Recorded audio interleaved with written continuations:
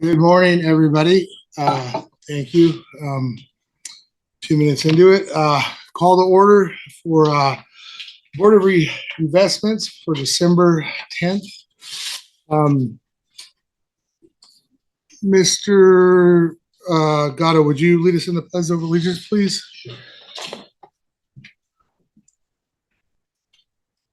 Allegiance to the flag of the United States of America and to the republic for which it stands, one nation, under God, indivisible, with liberty and justice for all. Thank you, Mr. Gatto. Do you want to call the roll, please? Thank you, Mr. Green. This meeting is being conducted as a virtual and in-person meeting, so I will do roll call the trustees to confirm attendance. Ms. Ginsburg? Here. Ms. Mee? Here. Mr. Green? Present. Mr. Rue? Here. Ms. Martin? Here. Mr. Gatto? Ms. Martinez? Mr. Jones? Here. Ms. Langton? Here. Trustee Nee will be participating by teleconference AB 2449 just caused due to illness. Trustee Nee, can you please confirm if there are any individuals 18 years or older present at your location? Oh, I'm the only person here. Thank you very much. Staff participating in the meeting include the following: CIO John Grable, Deputy CIO Jude Perez, Chief Counsel Stephen Rice, Deputy CEO Louis Lugo, AEO JJ Popovich and Laura Guglielmo, CFO Ted Granger. Investment staff presenting today will be Esmeralda Del Bosque, Scott Drazel, John Kim, Catherine Tan, Derek Kong, Terry Haraboon, and Shara Liu. Consultants on site include Makita, Stepstone, and Alborn. Trustees, please use your raise your hand option to be placed in the queue. At this time, we ask all meeting participants to mute their mic until you're ready to speak. And now we'll proceed with the agenda. Excellent. Thank you, Linda, for that. I need a motion for item 4, approval of the minutes from November 12th. So moved. Second. Excellent. Call Thank over. you. Ms. Ginsburg? Yes. Ms. Mee? Yes. Mr. Green? Aye. Mr. Rue? Yes. Ms. Martin? Yes. Mr. Gatto? Mr. Jones? Aye. And Ms. Langton? Okay. All right, thank you. Item 5, public comment. We do have public comment. Jordan Fine. You will have 3 minutes to address the board. Good morning. Morning, my name is Jordan Fine, lead research analyst with Unite Here Local 11. The November 12th Equity Committee, Stepstone, provided what I thought was a very helpful presentation addressing the private equity investment life cycle, exit strategies in the current environment for private equity distributions and valuations. Provided important context for board members and the public to inform how LACERA should navigate a slower private equity exit environment that has threatened liquidity, as you're all familiar with. However, it did not provide concrete examples of LACERA managers that, due to portfolio company bankruptcies, low asset valuations, or other issues, have underperformed for the fund. Nor did it provide examples of managers that are successfully navigating the challenging exit environment and performing well for LACERA. We've shared at prior meetings that Atlantic Street Capital 5, a 2021 private equity fund, is one such example of an underperforming vehicle.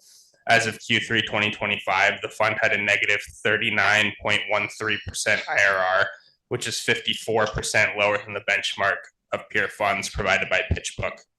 Other examples include Clearlake Capital 7, a 2021 vintage fund with a 4.48 IRR, and Hellman and Friedman Capital Partners 10, a 2021 fund with a 5.78% IRR. LACERA managers have also experienced portfolio company bankruptcies. Among these, as we have referenced, are Zips Car Wash, which is formerly owned by Atlantic Street Capital 4, and electronics manufacturer Robert Shaw, which declared bankruptcy under the ownership of One Rock Capital Partners 2. It's no secret that GAT Sky Cafe, owned by Atlantic Street Capital, has provoked an ongoing labor dispute with Local 11 at Phoenix Sky Harbor Airport after they failed to rehire many experienced in-flight catering workers. But as we've said, the issues with Atlantic Street extend beyond human capital risks, and they're not unique to this firm alone. We recommend that the BOI or Equity Committee convene a public discussion that identifies concrete examples of mistakes made by managers and best practices as implemented by managers in order to inform LACERA's engagement with your fund's managers. As you know, private equity firms often operate in the shadows. Beneficiaries and stakeholders will all benefit from more transparency. Firms that have underperformed and failed to manage ESG risks should be held publicly accountable so that stakeholders and the fund can communicate about how to move forward in the best interest of all parties. Thank you. Thank you very much.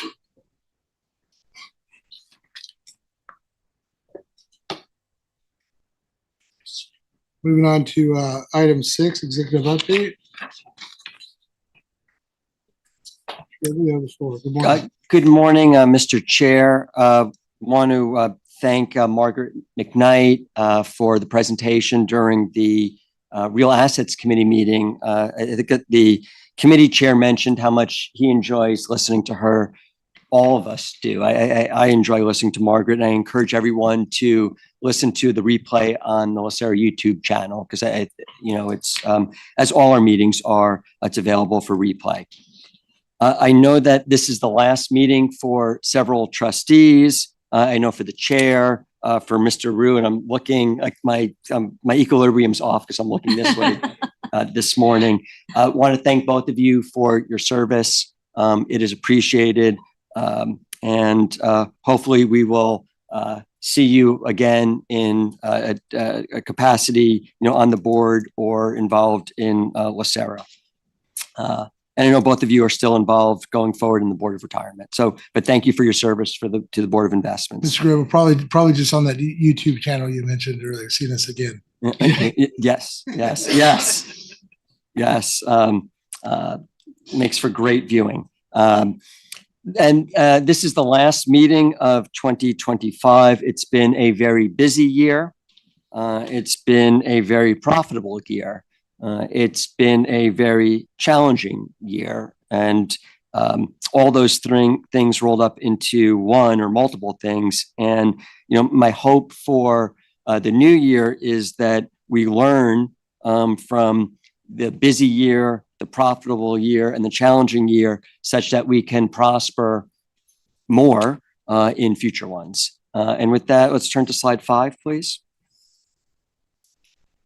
So I just mentioned that it's been a profitable year, and we can see that on the top of this chart, of this page, the MSCI index, the ACWI, that is our public equity benchmark, is up 20.8% year to date through November.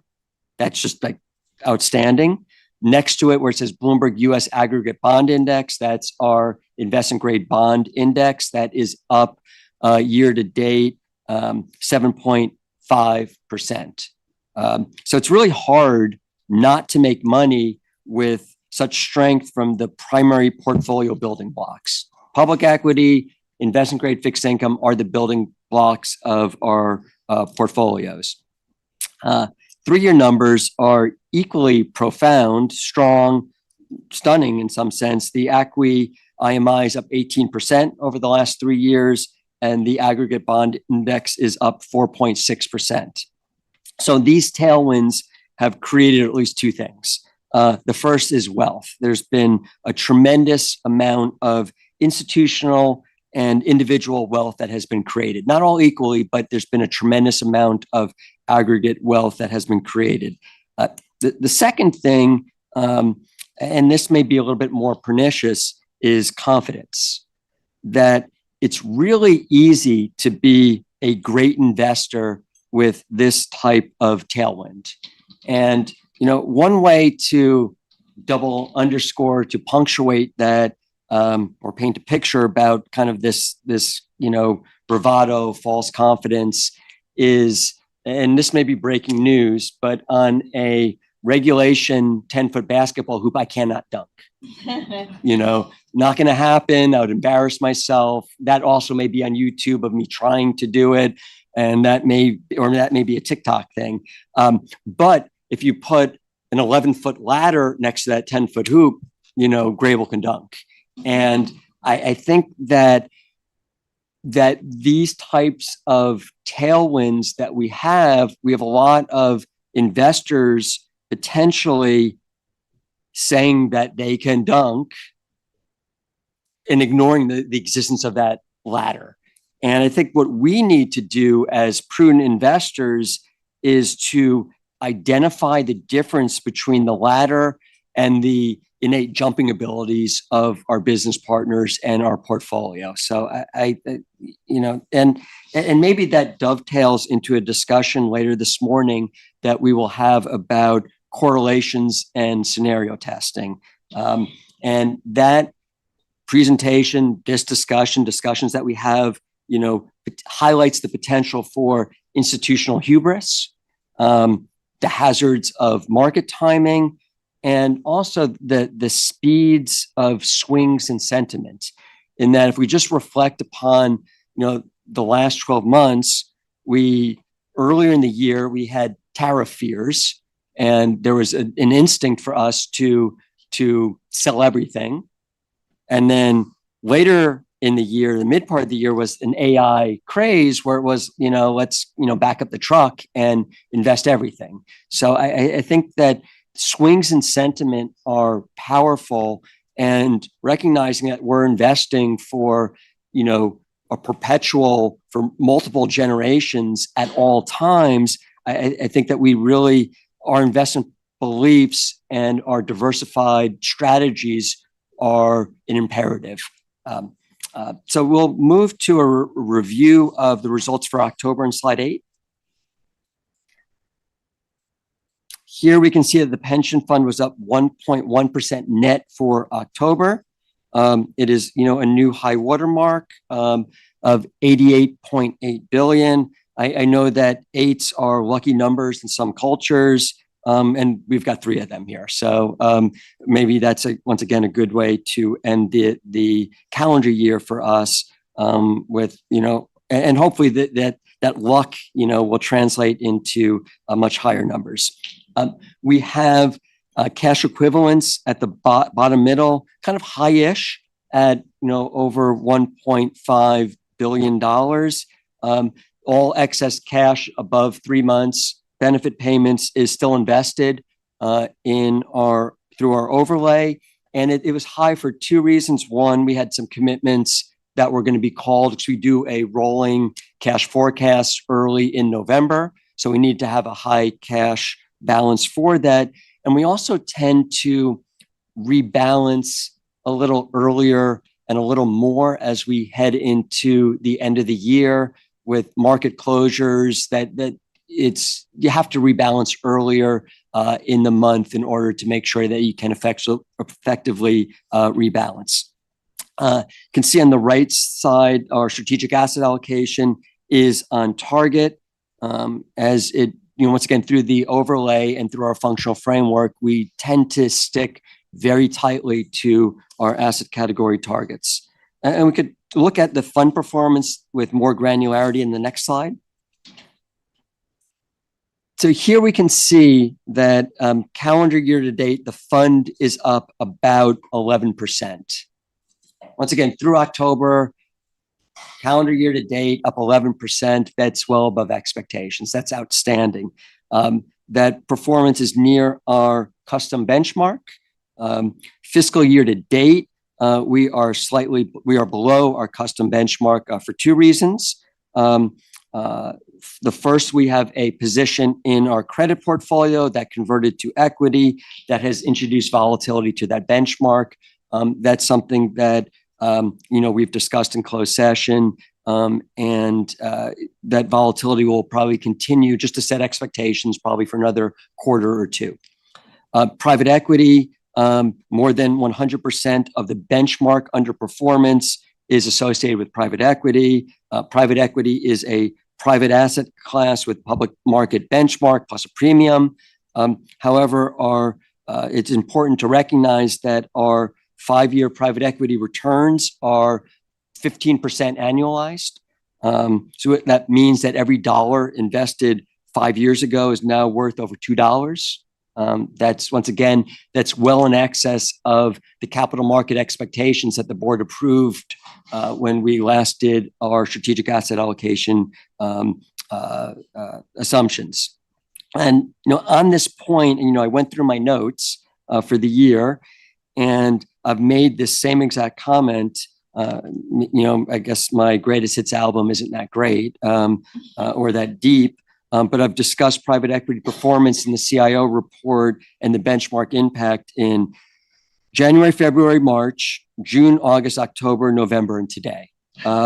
So this is a common refrain in over 70% of our 2025 Board of Investment meetings, just in terms of identifying the impact that public markets, that 7 stocks are having on a diversified portfolio. And it's something that we will continue to discuss next year and into the strategic asset allocation exercise, which begins next year.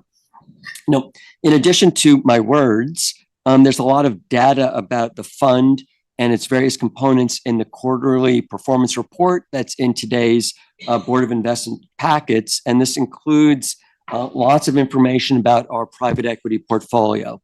And there's an interesting note on page 34 of that report, and we don't have to go to it, so just, we could stay on this page.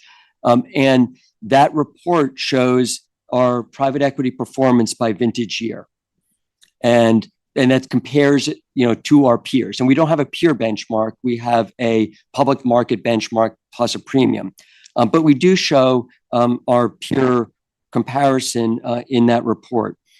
Since 2010, so that's 15 years, our performance compared to that peer benchmark has been above median every year except 2017. So in some sense, our program is consistently better than most. And when you look in that report, also it shows that we have lower volatility than the benchmark. So we're performing better than most with lower volatility, but we're in kind of a benchmark trap right now, and it's something that we will discuss once again during strategic asset allocation, and part of which is a discussion of what the appropriate benchmarks are. It's something we do every time that we do a strategic asset allocation exercise, and then subsequent to that, we do structure reviews of asset categories just to sharpen implementation. Once the board sets what the right weight is for an asset category, whether we stay the same, go up, or reduce. I'll take a pause for a second, and maybe I'll land the plane on this page by looking at the graph on the top, what we call the histogram. And I take a lot of comfort in that graph. What that shows is the distribution of our monthly returns over the past 10 years. So 120 observations. It's a very, I'll use kind of something I wasn't good at, but statistics talk, which is that there's a very tight distribution with few outliers. There's a positive skew. In other words, it's not a normal distribution, or a bell curve. And now I'll go to plain language, where it's a beautiful chart for a plan that is cash flow negative. The chart shows that through our actual results, how we meet our mission to members. We are cash flow negative, yet over the past 10 years, where we're showing the monthly data, we are frequently positive. And when we're positive, we're more positive than we are negative. When you look at all those observations, this is something that this shows in terms of how we put our portfolio into practice, that we're doing quite well and we're doing it with intention. And I think that's something that maybe is a great way to finish the year, in a season of reflection, to think about the job that we do and the proof point that we're doing it very well. So we can move to OPEB on slide 13.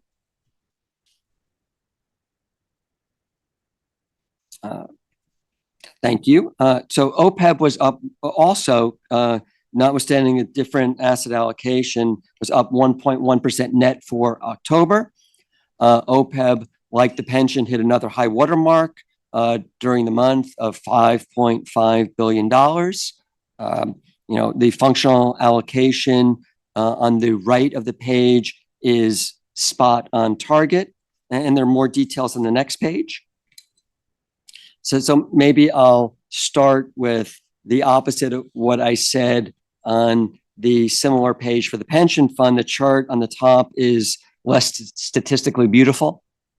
It has, fatter tails, wider distributions, still has a positive skew, but it is something that we are working once again with intention to shape this curve such that when we look at this chart 10 years from now, that it is much more intentional than the chart that we currently have. And I think it's important to recognize that the OPEB trust is more diversified today than it was a decade ago. For some of the newer trustees who may not have been here a decade ago, and I wasn't here a decade ago, the asset allocation at that time consisted of cash and public equities. Specifically, the allocation was 80% to global equities and 20% to cash. So it was just prone to market moves. And this potentially is the result where you have some really high highs and very low lows. And that's something that we, are more focused on as a result of a different asset allocation that's being implemented prudently. So I'll finish on a positive, which is, year to date, OPEB is up 12.8%, above the benchmark. 12.8%, bless you, is a wow number. And that higher return compared to the pension is mostly attributed to a higher allocation to public equities. And with that, Mr. Chair, given the full agenda, I'll pause for questions. Just curious, when we talk about private equity, private equity has been an asset class that pensions have invested in for about 20, 30 years. I'm curious, I understand why we do it, diversification. Just curious though, has there ever been a period where private equity has not been more or less correlated with public equity? So and I guess if the answer is yes, do you think the future for pensions is to kind of pull back from thinking that it's a tremendous diversification? A couple of thoughts. One is just to level set, LACERA has been an investor in private equity since the mid '80s. So we were one of we were at the vanguard. We were,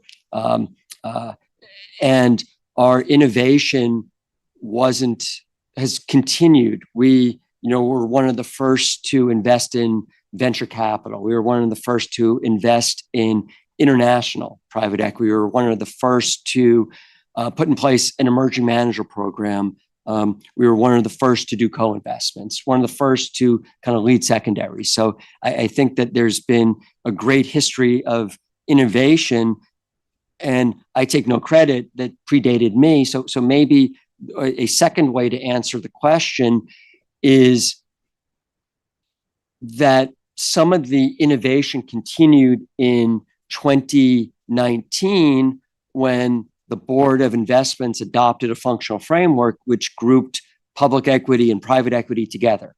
So they're both part of the growth portfolio, recognizing that there is high correlation, and all things being equal, if you want exposure to artificial intelligence in Australia, well, you should obviously choose the low cost implementation of that with more liquidity. That may be public markets, but to the extent you can't, well, then private equity can be the best implementation aspect of it. So I think that I would encourage the board during our strategic asset allocation to, as we should with all asset categories, rethink private equity. And I was interviewed, and I shared this with trustees in a media contact report. I was interviewed by a publication asking me about, and trying to lead me to say something bad about retail entering private equity. And rather than saying that, what I highlighted is that maybe a way to think about it is that private equity has reached a scale where there is beta and alpha in private equity. And that maybe some of the larger funds are beta. Maybe that means that fees will come down. Maybe there'll be different types of liquidity in primary and secondary, but that plans like LACERA should think about in a new way, the alpha opportunities that may be more niche, more concentrated, different sectors, maybe more growth oriented. But I do think that we're at a point in time, given the maturity of private equity and private markets, that we should rethink it.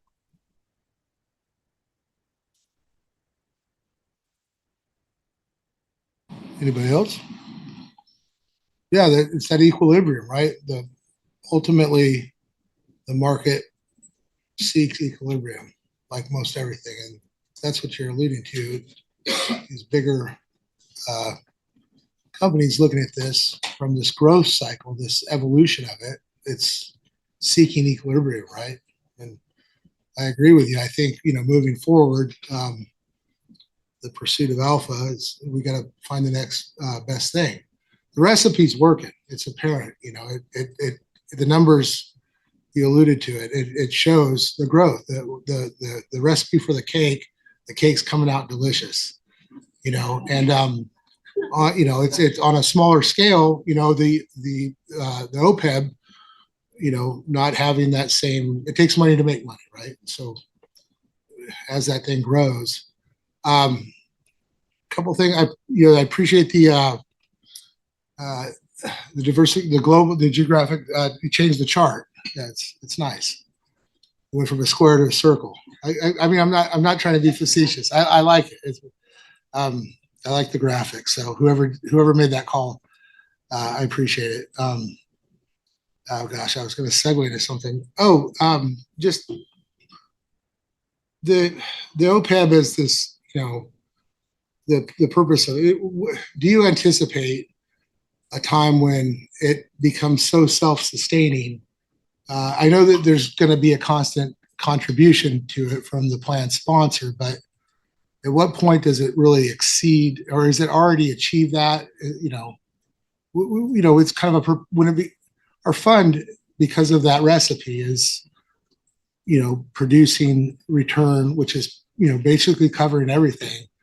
The intent of the OPEB is to cover everything. Do you see a timeline and when that might happen? Or I know it'll always be in servitude to the contribution, but I think in many cases, Mr. Chair, that's an actuarial question, and that, given that your continued service on the Board of Retirements, it's something that will be front and center to the Board of Retirement, looking at the actuarial inputs and experience of the OPEB plan. It is not fully funded. It's less funded than the pension, but that's something that there's a regular cadence to evaluating the various experience and actuarial assumptions of OPEB. Thank you. I'll save it for then. Thank you very much. Anybody else? Thank you, Mr. Grable. Moving on, we've got the Mr. Popovich. I believe you're up. Thank you very much. Good morning, trustees. The member spotlight is a way for LACERA to recognize public servants who care for the constituents of LA County. It's also an opportunity for us to reflect on what we do and why we do it as we work to empower them to enjoy a healthy and secure retirement. So this month, we represent, if you'll go to the next slide, please, Kurt Keller, a deputy probation officer who's working in the Hall of Records, who is retiring after 39 years of service. He began his service as a juvenile placement before becoming a probation officer, and his proudest achievement is working at a youth sports camp, which allowed him to set the right tone and direction for many youth going forward. And so he's looking forward to enjoying his retirement and doing some traveling. So Mr. Keller, we thank you very much for your service. It was very needed, and we appreciate you.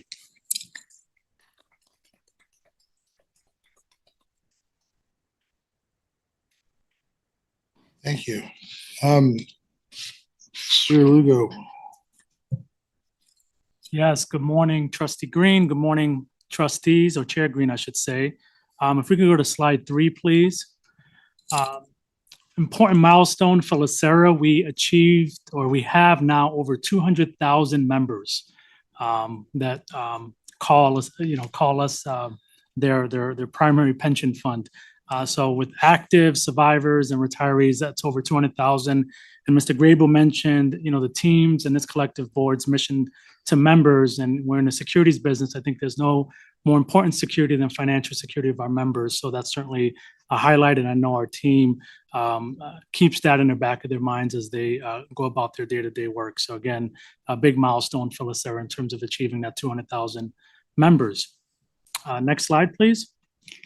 Couple of brief operational updates. We are still engaged in our labor negotiations with SEIU Local 721. We had a meeting last week, the negotiating team did. We hope to have 2 more meetings before the calendar year ends, and we're hopeful that those meetings will have good progress, but more to come. So we'll update the boards at our next meeting. Slide 6, please.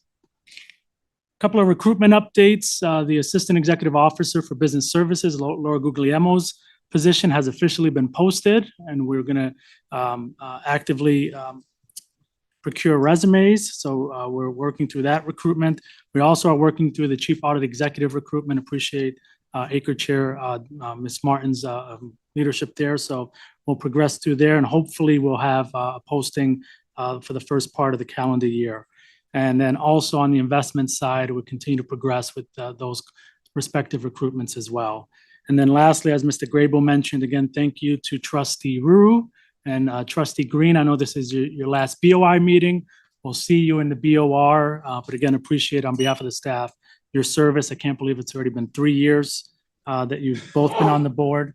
Had a recent Board of Supervisors meeting. Supervisor Mitchell appointed Trevor Fay back to the Board of Investments, so he will be joining us the first part of the year starting January. So with that, Chair Green, I'll stand for any questions. Does anybody have any questions or comments? Oh, go ahead, Mr. Jones. Yeah, regarding since when has the Chief Audit Executive thing been open for Mr. Bedell's retirement? How long has that one been running?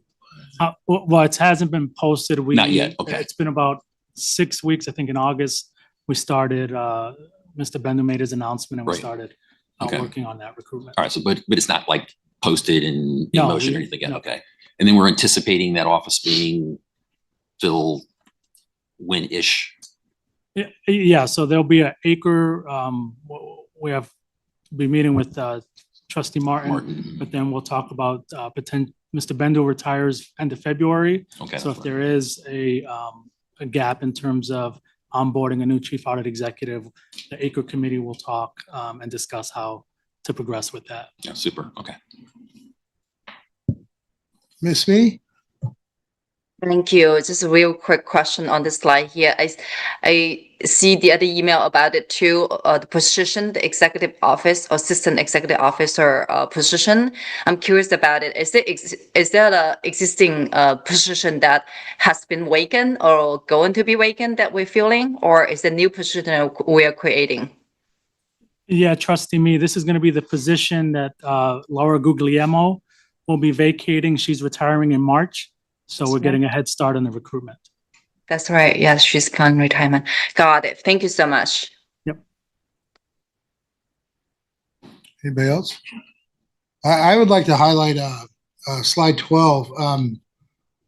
Just kudos to staff and member services.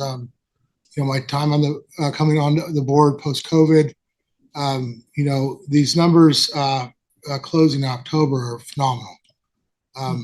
Just really a great job. I'm assuming some of the onboarding of new staff and member services and stuff has helped with this, and really to Louis and JJ, pass on to your folks. This is great. I mean, it's really satisfaction's up. We've got 98%, well above our threshold, and the numbers for answered and abandoned calls and whatnot is phenomenal. So it's unremarkable. So I just want to point that out. We'll share that feedback. That's a cupcake recipe. That one's working. Cake references, all meeting. Get used to it, all right? But thank you. Yeah, thanks to everybody. Okay, we're going to get right into consent items. Does anybody need a quick break or no? Can we go right into 7? Excellent. Item 7A, we have a recommendation. Move it. Okay. I'll second. Okay. This is Infrastructure Invest for Global Summit, Berlin, Germany. Ms. Ginsburg, Yes. Ms. Me, Yes. Mr. Green, All right. Mr. Rue, Aye. Ms. Martin, Mr. Gatto, Mr. Jones, Aye. and Ms. Langton. Passes unanimously. Excellent. Thank you, Linda. And then item 8, non-consent items, 8A, fiscal year 2025 to 26, mid-year budget adjustment. Good morning, Chair Green and members of the board. I'm Laura Guglielmo. I apologize for not being able to be in person today and appreciate your accommodating me. Today before you is our 2025-26 proposed mid-year budget adjustment. I'm happy to go over a high level of the adjustments or at your pleasure. Thank you for making yourself available. Does anybody have any requests of information? I'd like to see high level. High level review? Yeah, okay. You'd like to go over it? Wonderful. Oh, excellent. Yes, please. Thank you. Yeah, there's no slide for this, but before you is a memo that highlights the changes. So at this point, we are not recommending any adjustments to the retiree healthcare benefits program budget. It's only the to the administrative budget. The board's adopted LACERA's $146.2 million administrative budget for fiscal year 25-26, including authority for 508 positions. The retiree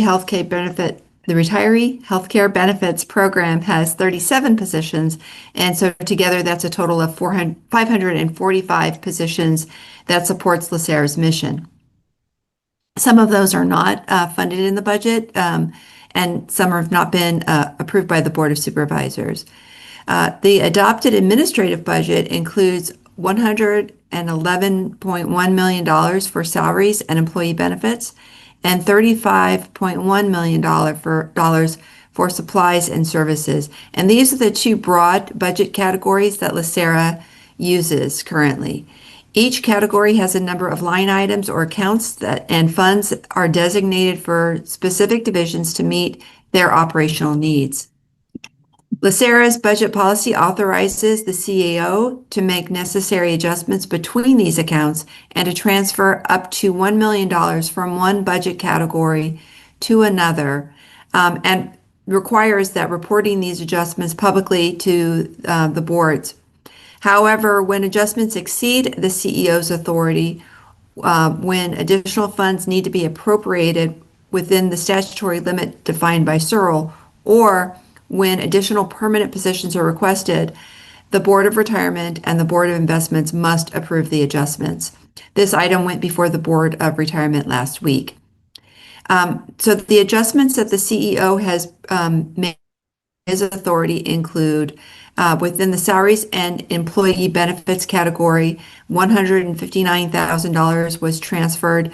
$106,000 of that was within the executive office from our outside agency temporary staffing line item to general salaries and variable benefits to account for the acting CEO's temporary bonus that was approved in July, and $53,000 within human resources from gross salaries to fund the additional expenditures in the intern program. Within the services and supplies category, $405,000 is transferred. This is to account for increases in our offsite board meeting expenses for the Board of Retirement and for the Board of Investments due to greater than anticipated hotel and audiovisual costs. Increases for building security, private security guard for the Member Services Center, and additional panic button is provided to address specific staff safety concerns here at Gateway Plaza. Increases for outside legal counsel and job analyst services are required for the Disability Retirement Services Division based on specific cases that are under review. These additional costs may be funded by reduced expenditures in fiduciary insurance, consulting and contracting services, renovation projects, and medical advisor accounts. So no additional appropriation is needed, but that's just how we are moving funds around to address the operational needs. This request requires the board's action, though, because the board because we are also requesting a new position, Senior Investment Officer for the Investment Office. This position would increase the Investments Office budget position authority from 48 to 49 positions. The proposed Senior Investment Officer would be dedicated to and would expand the Investment Office's capabilities and address the requirements of a changing investment landscape. As LACERA's asset allocation strategies become more complex, new programs are being introduced, including the growth of the other post-employment benefits program, overlay implementations, and changes to risk management. As a result, there is an increased need for specialized oversight and practical analytics. The SIO would be responsible for developing new investment programs and guidelines, managing liquidity, improving risk management practices, and performance reporting, and standardizing processes across asset classes, supporting consistent operations for both the pension fund and the OPEB fund. These responsibilities are directly aligned with the division's strategic goals and address current gaps in analytics, risk management, operational efficiency. The full year cost of this additional position is approximately $386,000, including $257,000 for salaries and $129,000 for benefits. Based on the Investment Office existing expenditures, we anticipate that the current S&EB unused funds can fully absorb the cost of the additional Senior Investment Officer position for the current fiscal year. Therefore, no additional appropriation is needed for this position. Staff will continue to monitor our actual expenditures throughout the year, though, and we do not expect any adjustments for this purpose. However, if this position is approved, the full year funding would be included in the 26-27 proposed budget. I do want to point out that the mid-year budget adjustment does not make, and our budget does not include any salary adjustments for negotiated cost of living increases that are currently underway. We have not resolved those negotiations, as Mr. Lugo mentioned in his CEO report. We will assess whether an additional appropriation or any adjustment is needed once those negotiations conclude and we bring that item before the boards for approval and adoption. So that concludes my report, and the team and I are happy to address any questions you may have. No, thank you for the summary. No questions. Thank you. Yes, thanks. Laura, appreciate you making time for the you already addressed one of my questions, which was the potential contract settling. But this doesn't include. Remind me if I missed it. We also have an OPA for that compliance and ethics officer and the deputy that has been. But the reason why it's not in here is because it hasn't finalized yet, right? Is that correct? Correct. We don't. I don't believe we have approval from. I'm going to just check myself and ask Mr. Lugo or Ms. Ntoya to weigh in if I get this wrong. I believe that's still pending the Board of Supervisors, but we don't anticipate it being. We have to go through the whole process once the position is approved. There's a recruitment process and hiring process, so we don't anticipate a need for additional funding for that position as part of our adjustments. We believe we can absorb that cost. 26, 27 also then. We will make sure it's fully funded in 26, 27. Okay, well, good job, you guys. I mean, it looks like you swing for the fences and it leaves a lot of room. I mean, I think it's really good with the you guys. It was a very appropriate budget request to ask, and it seems like we're able to operate within it. So, thank you. I need to entertain a motion to take the staff recommendation, approve and adopt this mid-budget 25-26. So moved. Yeah. All right. Thank you very much. Call the roll, please. Okay. Thank Ms. you. Ginsburg? Yes. Ms. Mee? Aye. Mr. Green? Aye. Mr. Rue? Aye. Ms. Martin? Mr. Gatto? Mr. Jones? Aye. And Ms. Langton? Yes. Passes unanimously. Thank you very much. Thank you, Laura. All right, moving on to item 9, reports. We've got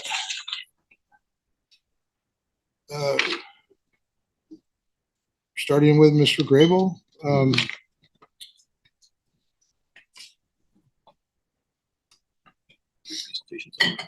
Esmeralda, did you want to do what we did in past rolling in? I should have asked sidebar a little bit. Okay, we'll start with this. 9A.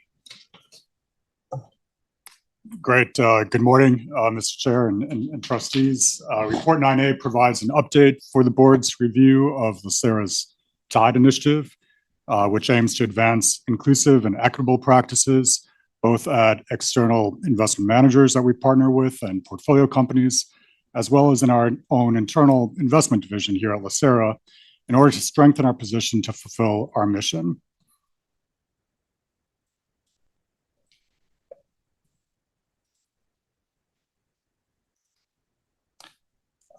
Slide 2 highlights the straightforward game plan today. We'll cover some quick background on the initiative and its objectives, review recent progress and updates, and then wrap up with some observations that were put together by the investment team.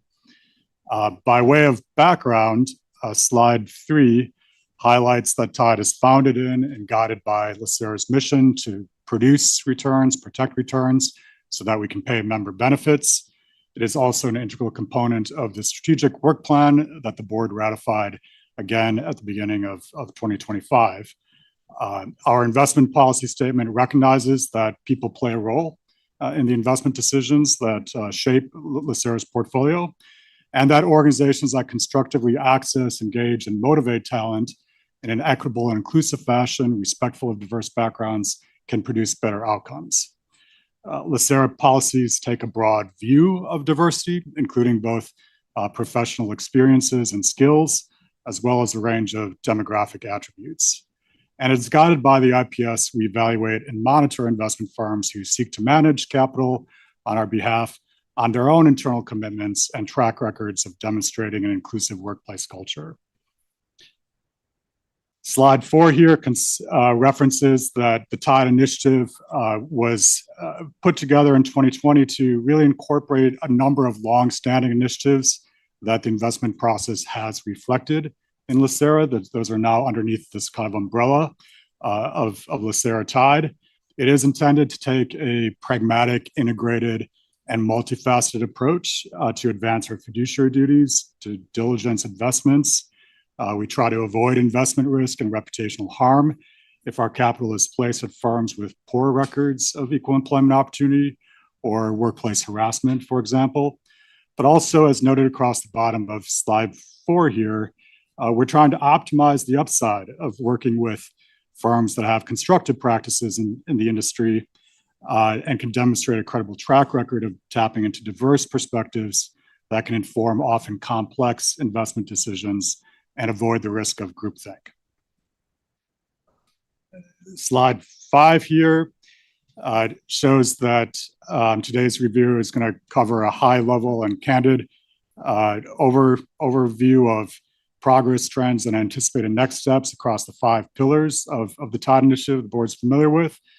Those pillars include 1, our due diligence of investment partners; 2nd, pillar of capital formation, where we aim to facilitate a wide range of opportunities for us to work with firms that bring attractive investment opportunities, including young and newer firms; industry advocacy to identify and disseminate effective strategies throughout the industry; portfolio engagement to encourage good workforce management on the portfolio holding level, in part to inform investment analysis and comparisons; and lastly, how we try to walk the talk internally within the division.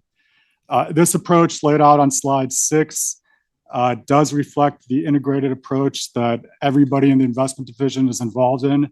Everybody takes part in the due diligence discussions that really reflect these practices. And the folks at the table represent internal working groups behind each of these pillars, and the collective thoughts reviewed at internal discussions as we looked at some of the trend lines this season. So Derek and I are going to jump into the First pillar of due diligence on slide 7. Throughout the deck, you'll note that the objectives that we defined at the beginning of the TIDE initiative are highlighted in blue on the left side of the slide, and then updates are provided on the right. Our first objective for the due diligence pillar has been to evaluate every investment mandate that comes our way, both prospective and current, on their workforce practices. We recognize at the outset for today's discussion that DEI has been in the headlines a lot in the last year, a lot of discussions.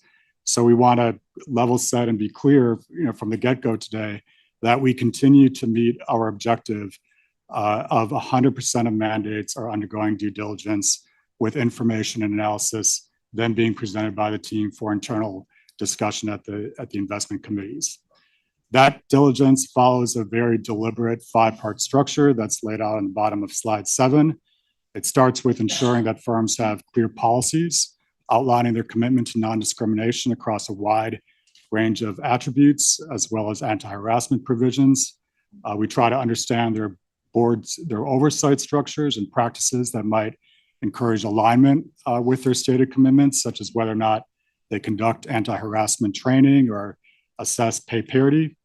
What kind of track record they can point to, including whether or not they've had a history of legal complaints or even allegations, the volume of allegations.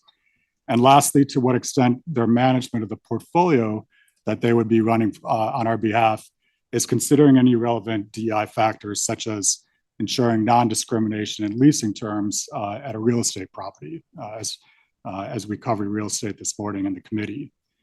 Turning to slide 8, also on the left side, you can see that our diligence set goals that all investment agreements should have contractual provisions. These are often called side letters. Sometimes they're part of a broader template provided in private market LP agreements. But these contractual provisions, we require of firms in order to facilitate cooperation with ongoing reporting once we are invested. We look for all firms to have EEO policies and anti-harassment procedures as basic table stakes. And all firms should provide demographic information to the extent voluntarily self-identified and aggregated and anonymized, of course, and to the extent available. So on the right side in those numbers, 100%, 99%, you can see that we're generally hitting on all of those objectives still, despite the changing landscape. Nearly all of our investment agreements entered into them last year do include contractual provisions. That's thanks to good cooperation between the investment team and the legal office. And 100%, nearly 100% of firms report having clear EEO provisions. The only non-responders are 2 legacy private equity firms, which are old exposures, and we've not committed any further capital to them. These 2 are a reduction from 4 last year. 2 others unwound. Their positions are no longer in the portfolio. So we're comfortable that we're generally getting 100% cooperation among active managers, including on the demographic reporting. I'm going to hand it to Derek to go over slide 9 and take a deeper look at some of the due diligence trends. May I ask a question, please? To this point, we talked about it before. Are you still seeing us? I know this is who we're playing ball with, and what we're setting forth. But out, in the global market, some of the historic folks that are slow to change to some of these DI policies and our TIDE initiative as an encompassing thing, which captures that DI. Scott, are you still seeing some of the historic companies that have not?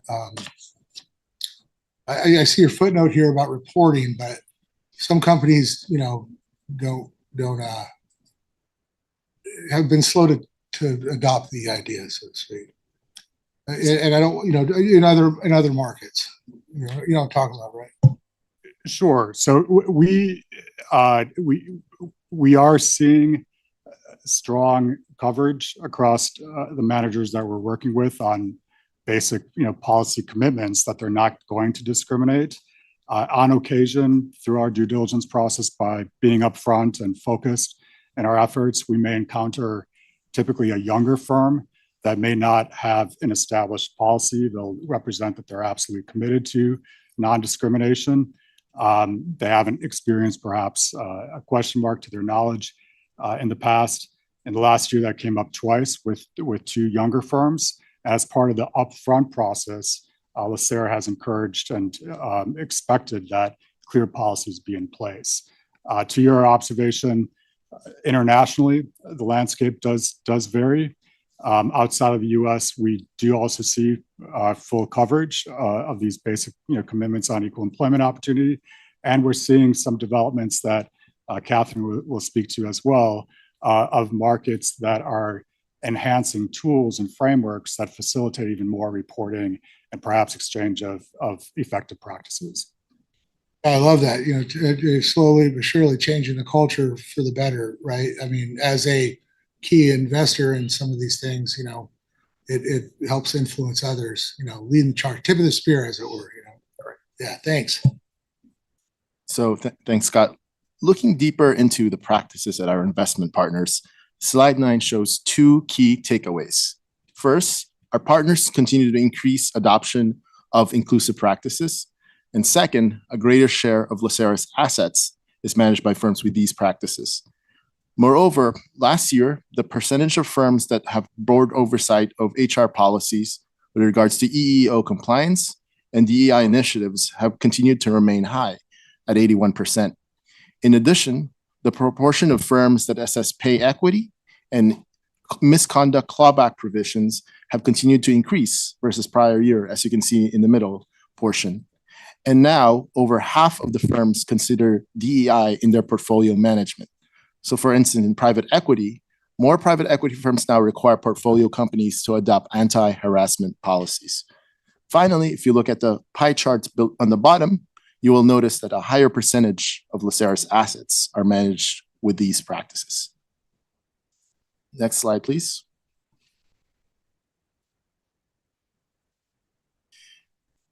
This slide talks about, this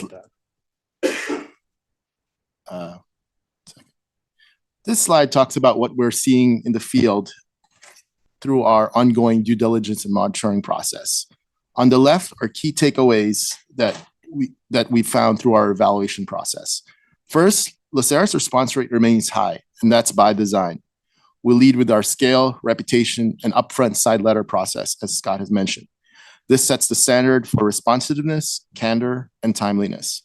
Second, we're focused on sharing best practices. It's our leadership, credibility, and collaborative approach that positions LACERA as a trusted partner.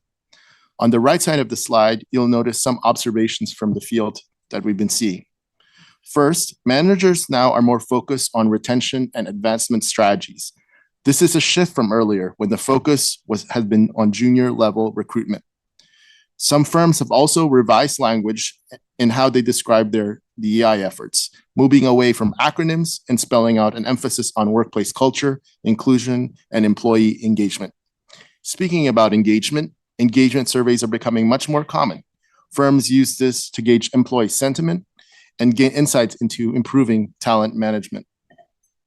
Third, the majority of the firms now enable their employees to self-report on a broader range of demographic attributes outside the EEO-01 race and gender categories.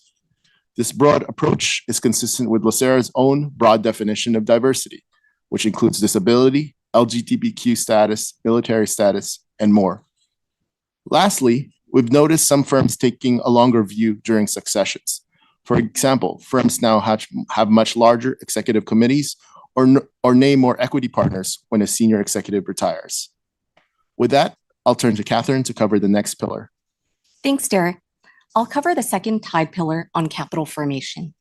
The objective for capital formation is to understand the reach of our dollars by monitoring self-reported information on our partner firms, investment team, and diverse ownership demographics, and to try and facilitate opportunities for LACERA to work with innovative new firms. Overall, total fund assets under management have grown from $72 billion in 2020 to $85 billion as of June 30, 2025.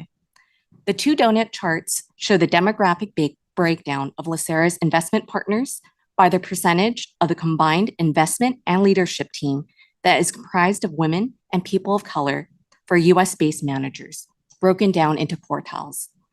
This is based on a universe of 169 US-based managers as of June 30, using self-reported information from managers. The key takeaway from the left donut chart is that 3 out of 10 investment partners have over 50% representation of women and or people of color, which is an increase over the previous year. The donut chart on the right shows that over a quarter of assets are managed by diverse firms. Also an increase over the previous year, about $20 billion are managed by teams with over 50% representation of women and or people of color. Slide 12 shows a breakdown of our managers based on the percentage of the firm's equity ownership held by women and or people of color. Notably, this represents privately held firms and excludes publicly traded corporations. The bar chart on the left shows the year-over-year trend for LACERA's assets managed by US firms with diverse ownership and their market values. Compared to 2021, the percentage of firms with women or people of color owners continued to increase from 7% to 15% today, or almost $13 billion of the total fund. The bar chart on the right shows an upward trend in the amount of manager fees paid to US firms with diverse ownership. The key takeaway is that a larger proportion of manager fees are being paid to firms with diverse ownership. In other words, while these firms represent 15% of the total fund assets, they represent 26% of the total fees we pay. This is largely due to these firms being more prominently represented among higher fee private market classes and LACERA's asset allocation shift to more private markets. Slide 13 provides a snapshot of the trend lines for LACERA's emerging manager programs. Both charts demonstrate that LACERA has expanded opportunities for young firms to manage capital on our behalf. The left bar chart shows that LACERA's emerging manager market values have nearly tripled since 2021, from $1 billion to $3 billion today, or 3.5% of the total fund. On the right side, LACERA has also steadily expanded opportunities by increasing the allocation ranges for emerging manager programs and introducing emerging manager programs in each asset class, as shown on the bar chart to the right. As a result, the opportunities for emerging managers has quadrupled from an allocation range of 2% in 2021 to up to 9% today.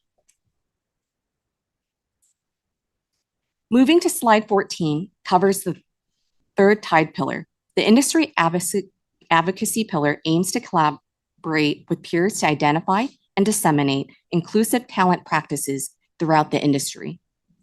By encouraging best practices across the industry, we strive to encourage all investment firms to be able to have credible records of inclusive talent management, which in turn can enhance the range of investment partners available to LACERA.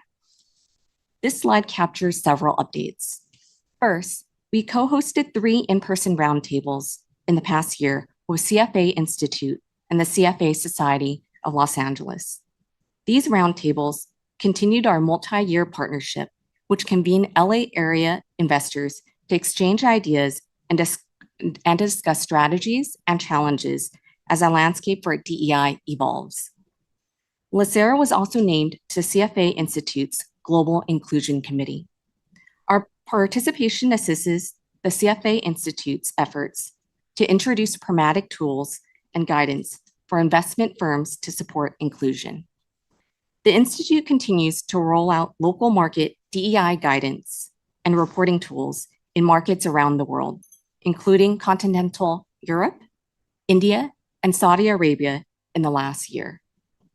These local market tools not only try to lift up constructive workforce management, but can also facilitate LACERA's own due diligence by helping firms know what to measure and to be able to report on when we evaluate investment opportunities globally. Second, We strengthened our partnership with Girls Who Invest by hosting interns and being named to the organization's advisory board to further its mission of increasing gender inclusion in the industry. And lastly, we continue to serve on the advisory committee for the Institutional Limited Partner Association's Driving Inclusion in Alternative Investments. For example, by providing input on ILPA's template, due diligence questionnaire, private equity firms know what they should report to investors like LACERA when we conduct due diligence and monitoring. With that, I'll now hand it back to Scott to cover the next pillar. Thank you, Catherine. Slide 15 covers our recent progress on engaging companies on the portfolio holding level. A lot of this information was presented to the board's October Corporate Governance Committee, and in those materials, so I'll try to be brief. But this pillar includes our efforts to vote our proxies in alignment with good practice. So we do support resolutions when they come up that ask companies to conduct pay parity analyses, for example. We've also been opposing directors responsible for board nomination if the board cannot point to a credible track record of inclusion in their board recruitment practices. That middle column is an update on our board quality initiative, where for a number of years, we've been scanning our holdings to identify boards with low or no diversity, and then engage those companies to ask that they identify skills that are required and useful to oversee business strategy, and use that skill evaluation to cast a wide net for qualified candidates. That typically has been yielding results, as you can see in the numbers reported in the columns, with nearly 500 directors over the past 7 years appointed at 200 some companies. And then lastly, in that right column, we are supporting reporting frameworks that can help identify and guide companies on workforce metrics to report. That provides information for analysis and comparison and investment diligence, both by us as well as by our external managers. With that, I will turn it over to Derek. The following two slides cover the fifth pillar, LACERA's internal practices that foster an inclusive and dynamic work environment. Slide 16 shows that we walk the talk and align ourselves with industry frameworks we've endorsed, like CFA Institute and ELPA. At the top, you'll see our focus on internal mobility. Since 2020, 15 investment staff have been promoted, including 4 in this past year alone. We've also launched the Financial Analyst Fellowship Program, bringing 2 strong additions. This program creates pathways for early career professionals and raises awareness of public service careers. At the bottom, we continue our decade-long internship effort. We hosted 4 more interns this year from a wide range of universities and backgrounds, totaling 18 interns since 2020, with 4 more planned in 2026. Slide 17 highlights our strategies, what we pursued to foster an inclusive workplace culture within the investment division. As shown, these include 3 main areas broadly. First, cross-team collaboration. About 80% of the board reports you've received in the past year were the result of cross-team efforts. This is intentional. By involving staff across asset classes, we not only enhance everyone's familiarity with the total fund, we also create opportunities for inclusion and position staff for future cross-team promotions. These collaborations help avoid silos and ensure that knowledge and experience are shared more broadly. Second, we believe in fostering communication. We hold routine internal reviews of the total fund performance and asset class town halls.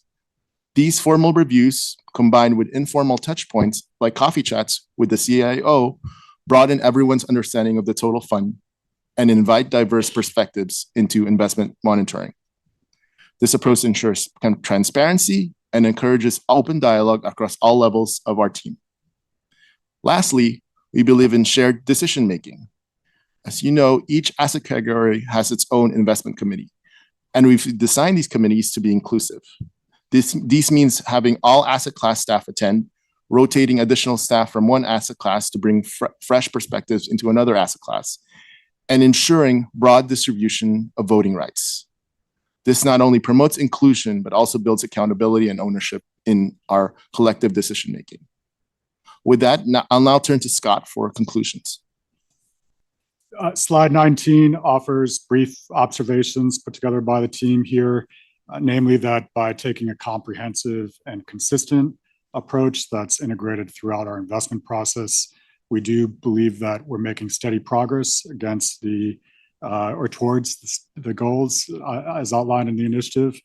And by focusing on constructive, pragmatic steps in collaboration with our business partners, we've been able to maintain stable cooperation, but also identify earnest and iterative steps, including international focus or ensuring basic table stakes are covered, that we believe helps mitigate investment risks in the portfolio, as well as enhance good practice throughout the industry. So with that, happy to take any questions from the board. Excellent. Thank you for the presentation. Is anybody, Mr. Rayo? Slide 11. So these charts are what is it? Women and or people of color. Do you have a number or a percentage that splits up women and people of color? Or do you know that number? In the survey, we do have the percentage of women and the percentage of people of color, but then we take the collective total at that. Right. I mean, but I'd like to know what the separate, like what percentage, if you take out people of color and just women, what percentage would that be? Yeah, exactly. I want both. Yeah, but I want them separate. But you have a woman who is also a person of color. So that's what I'm trying to say. I can appreciate how you slice it sometimes. It comes with those. Yeah. So the summary does show women that may be also people of color.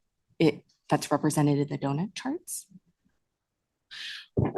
So for clarification, what's reflected for the purpose of a high level review does aggregate based on EO categories. As Derek noted, firms are expanding voluntary self-reporting of additional attributes. We get a variety of information. We don't have the specific number. We can follow up with the board on the breakdown for it today, but we would have the granular inputs that could provide that. Yeah. Maybe in the next report, we could have the two, because it's an aggregate of women, people of color, and women of people of color, all three categories together, right? But it'd be great to see a split in the future, because I would assume those numbers are probably a little bit lower. I mean, this is obviously a reflection of the whole industry, right? You think they're not lower? It varies, interestingly, both across firms as well as sometimes asset classes. But we can look into ways to add a little bit more flavor going forward. So thank you. Yeah. And tied, obviously, this is one of our guiding principles, right? And obviously, when the proxy voting and all that stuff they just highlighted. So when it comes to actually selection of these management firms or managers, I know it's not can you talk about requirement versus not how does it work?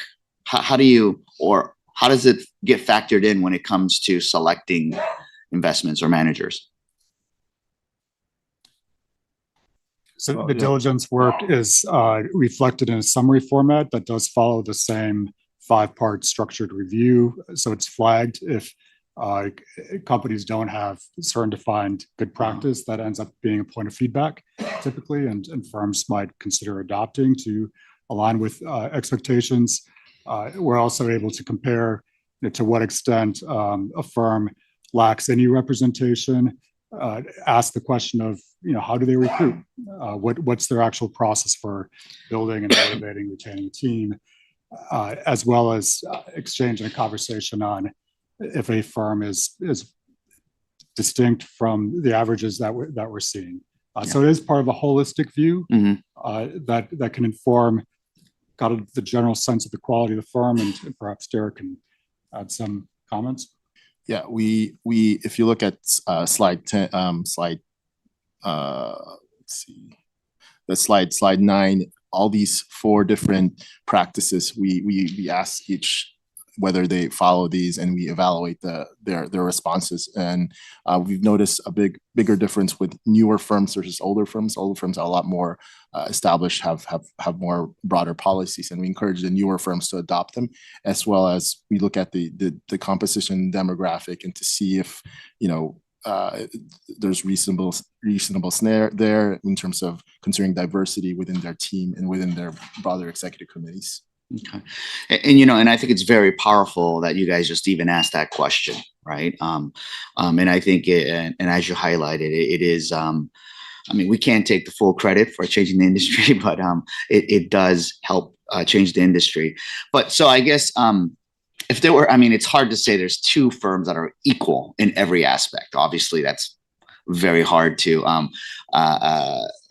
probably won't happen. But let's say if there was two equal firms and one firm was highly agrees, does a lot of our tied requirements, and another firm does not, would that have an influence, an impact on how we go? Through the chair, if I can take this one, is hypotheticals just get us in trouble. Mm-hmm. And that our diligence, to zoom out a bit on the question, is our diligence is multidimensional. It starts with, our asset allocation. From there, it goes into the structure review, which articulates guidelines. We then look at the other exposures we have to make sure that it's a portfolio fit or not. When we do diligence, we look at, the investment strategy. We look at the operational due diligence. We look at the stewardship efforts. And we also, as discussed in this presentation, we look at the people at the firm, recognizing that people matter. You're always going to choose a firm with the best people, and the best process. And, but to state we're going to choose A over B, not knowing everything else, I think is an impossible question to answer, candidly. Yeah, no, and I appreciate our tied policy, and I'm fully supportive of our tied policy, and I know we're always pushing the envelope, and I like for us to continue pushing that envelope, because obviously this is a reflection of the industry. It's not just us, right? And I think we're above and beyond the industry, but we can't ignore the fact that there are glass ceilings, bamboo ceilings. Various barriers that we have to break, and I know tied. I think this is a great balance, but I like for us to continue to push it.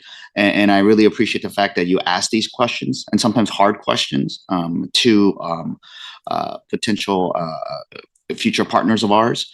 So, but I really appreciate you guys always giving us updates on Tide. Thank you. Anybody else? Excellent presentation. I want to address also kind of, the what if, and Mr. Ray, I know I absolutely support it, but just to remind everybody that the data is limited by self-reporting, right? I talked about the international thing. Even domestically, there's some people that don't want to disclose their sexual orientation or even participate in it. It's a volunteer program. So, but I think with what's available, it's good, and it's part of our good governance. And I don't know where to insert the joke, but we should have trademarked it, right, Mr. Grable? It's good enough that people have plagiarized it, and I won't get into that.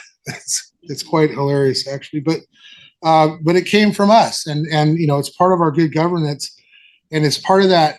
The data does support when there is diversity in the workforce and everything else, that it produces a higher return, which is part of our governance, and this incorporated into the risk management process, which I think is so fundamental. And it's not in the presentation, but those committees are also, if we look at that risk management process, they're going from everybody has a voice they analyze something, a fund or a manager or something like that, then that also goes to our consultants, and then it goes back, and then it finally comes to the investment team. And so it really makes a robust process for our risk management, and it's part of that. It's part of our good governance. And the other thing too is leading the way, like you alluded to. I mean, the fact that we're doing this and we're big enough that we can kind of set our terms and make adjustments on it, and others are looking to that. You know, we're leading by example, so there's a lot of value to it. So, yeah. I just want to add to that. You know, your apps. I do have Miss Me in the queue. If it's in rebuttal, Mr. Ryu. Rebuttal, it's in support. Oh, yeah, Miss Me.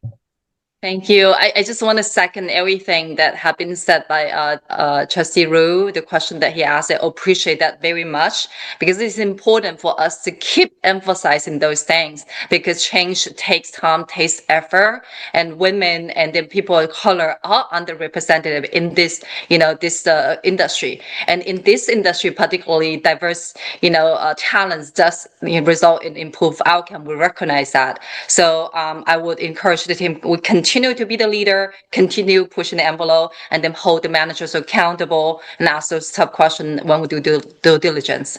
So yeah, thank you for the update. Mr. Rue?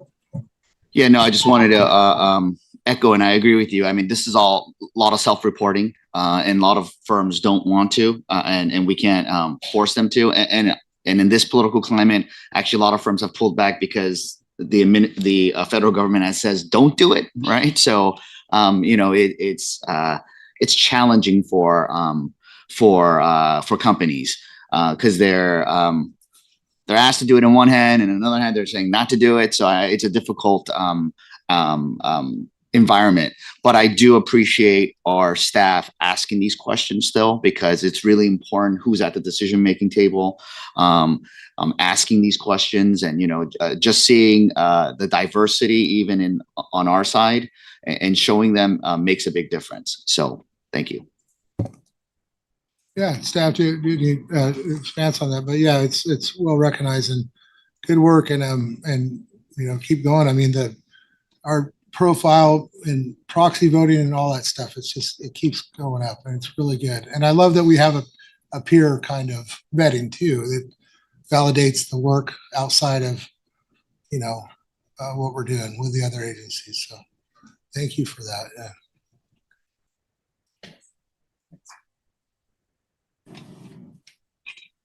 Does anybody need a quick break? Anybody want to take a quick break? All right, let's take a quick 5-minute recess. We'll come back at 10:30. Let's strive to endeavor. I love that word. I love it's what it's in contract language. We'll endeavor to get back here by 10:30.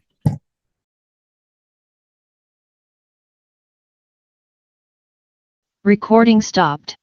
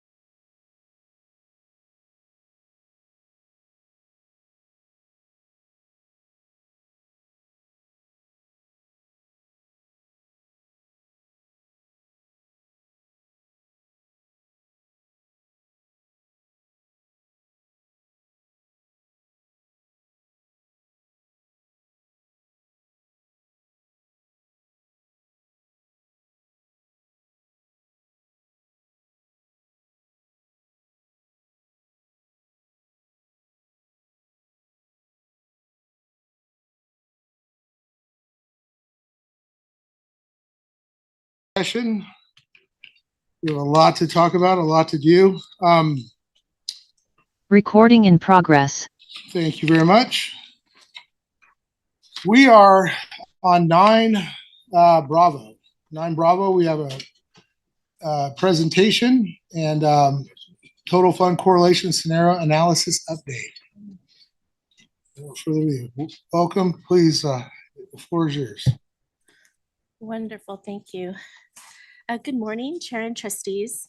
This presentation is in response to trustee comments from the October meeting. It's an overview and analysis only, no decisions or actions are requested.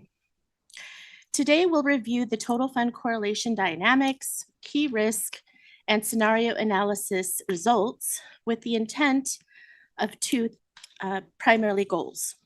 First, to reaffirm that long-term strategic asset allocation remains the engine of our risk-return profile. And second, to demonstrate that while strategic asset allocation is our North Star, we remain nimble, capable of responding to market dislocation in real time.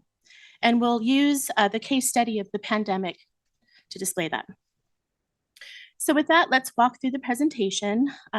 Melissa, thanks for driving. Can you start on slide 5, please? So this slide reinforces our core investment beliefs as long-term institutional investors. The board adopted these beliefs to describe our assumptions about how capital markets operate and provide the framework to guide our investment decision-making. The beliefs emphasize that, again, long-term strategic asset allocation is the primary driver of outcomes, and they further emphasize that diversification, disciplined rebalancing, clear governance all support predictable outcomes, as well as enforce that any risk we take must be compensated. These beliefs continue to serve as the stable foundation beneath our investment work, especially when short-term market noise is elevated. I'll pass the mic to Tim, who will further the conversation on asset allocation and correlations. Perfect. If we could advance to the next slide. This may look familiar to some of you from the board offsite, and to use a term that John threw out earlier today, this is sort of the zoom out portion of this. So we really wanted to look at strategic asset allocation versus tactical. And as Esme just mentioned, there are lots of times where there is elevated market noise, whether it's positive sentiment, negative sentiment, that we went through this year just with the tariffs. Some of that can be short-lived and some of it can be super informative. So when we do asset allocation, we try to look at things through a lens that matches the long liability stream that you all have to your beneficiaries. So that's a longer term perspective. The correlations that we utilize in that analysis typically are 10 and 20 year numbers, but we do still focus on shorter term factors when we go through that. And as you all know, that generally tends to be awareness of what's going on. Are there changes in the interest rate environment? We most recently lived through an extreme low interest rate environment, and that informed some of the asset allocation decisions that you all made over recent periods. Going down a level from there, as part of that, once the asset allocation is set, the board still has authority over the structure reviews to look at the opportunity sets within each of the different functional categories. So there are strategy level decisions that come into play that do take into account things like Margaret talked about this morning, some of the changing dynamics in real estate markets, whether that be a shift to lower demand for warehouse space because of a temporary market condition, and how that may impact evaluations. So there's always that strategy level decision that I think is tactical and opportunistic. And you may see that from time to time in themes where LACERA has focused on the opportunity set around energy transition. You're clearly not alone in that. That's a global phenomenon that's going on.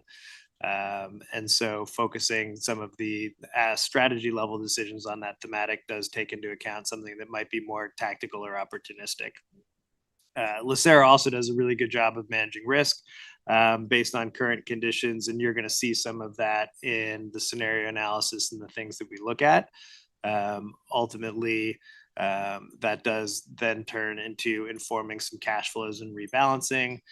Clearly, current market conditions matter for how LACERA thinks about reserving cash balances, distribution from private markets portfolios, and then ultimately rebalancing, which the example that Esme is going to talk about later on today highlights. Just when you do have periods of tremendous volatility, such as we saw with COVID or even with the tariffs recently, that opens up windows for meaningful value creation just by systematically rebalancing.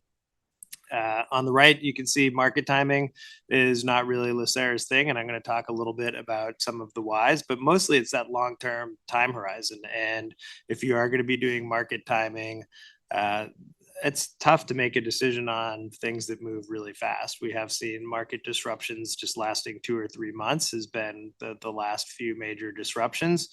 And really sharp recovery periods. It's difficult to execute on, particularly when you have the complexity of the asset classes that you all have.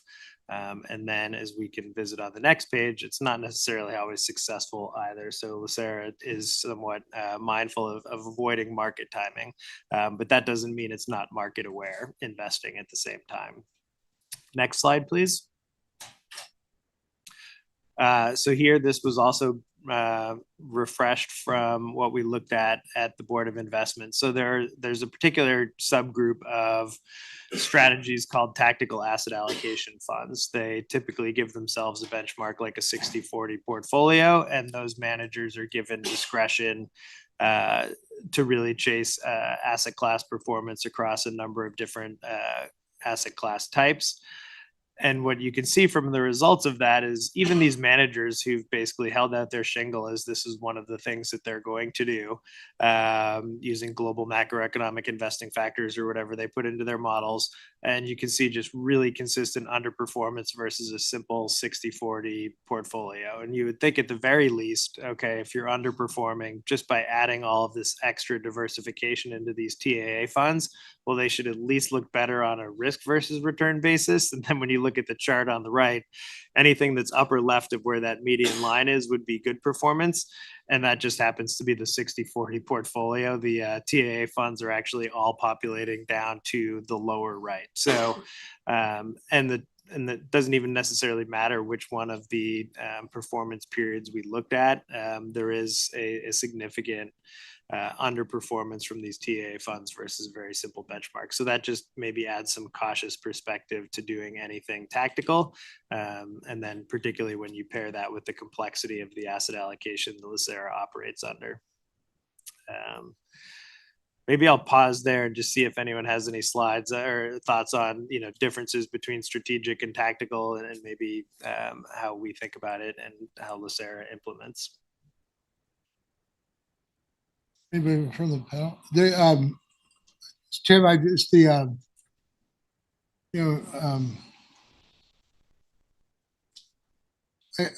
it's the slide. I'm just a little confused by the slide. If you can expand, it's strategic asset allocations versus TAA. Are you defining it? I don't see it listed in the chart below. Are you saying that that's our moderate allocation? Is that what are we? So I'd say there's no comparative bubble for strategic. Yeah, the slide before it better addresses strategic versus tactical. Tactical means different things to different people depending on the time horizon. Tactical to a hedge fund might mean intraday trading balances based on whatever comes out of the press conference at the FOMC later today. Tactical to other people. We have an internal committee within Makita, and we think of tactical as 6 to 12 months. When we're looking at fine tuning for various different risks. So that can mean lots of different things. Strategic is really something that's meant to broadly align with your investment time horizon. So we're looking at 10 and 20-year capital markets expectations. We're marrying that with your sort of exercise that you do on your actuarial studies, which are looking at 20 and 30-year time horizons and even further out. Rolling, so right. That's the main difference between just strategic versus tactical.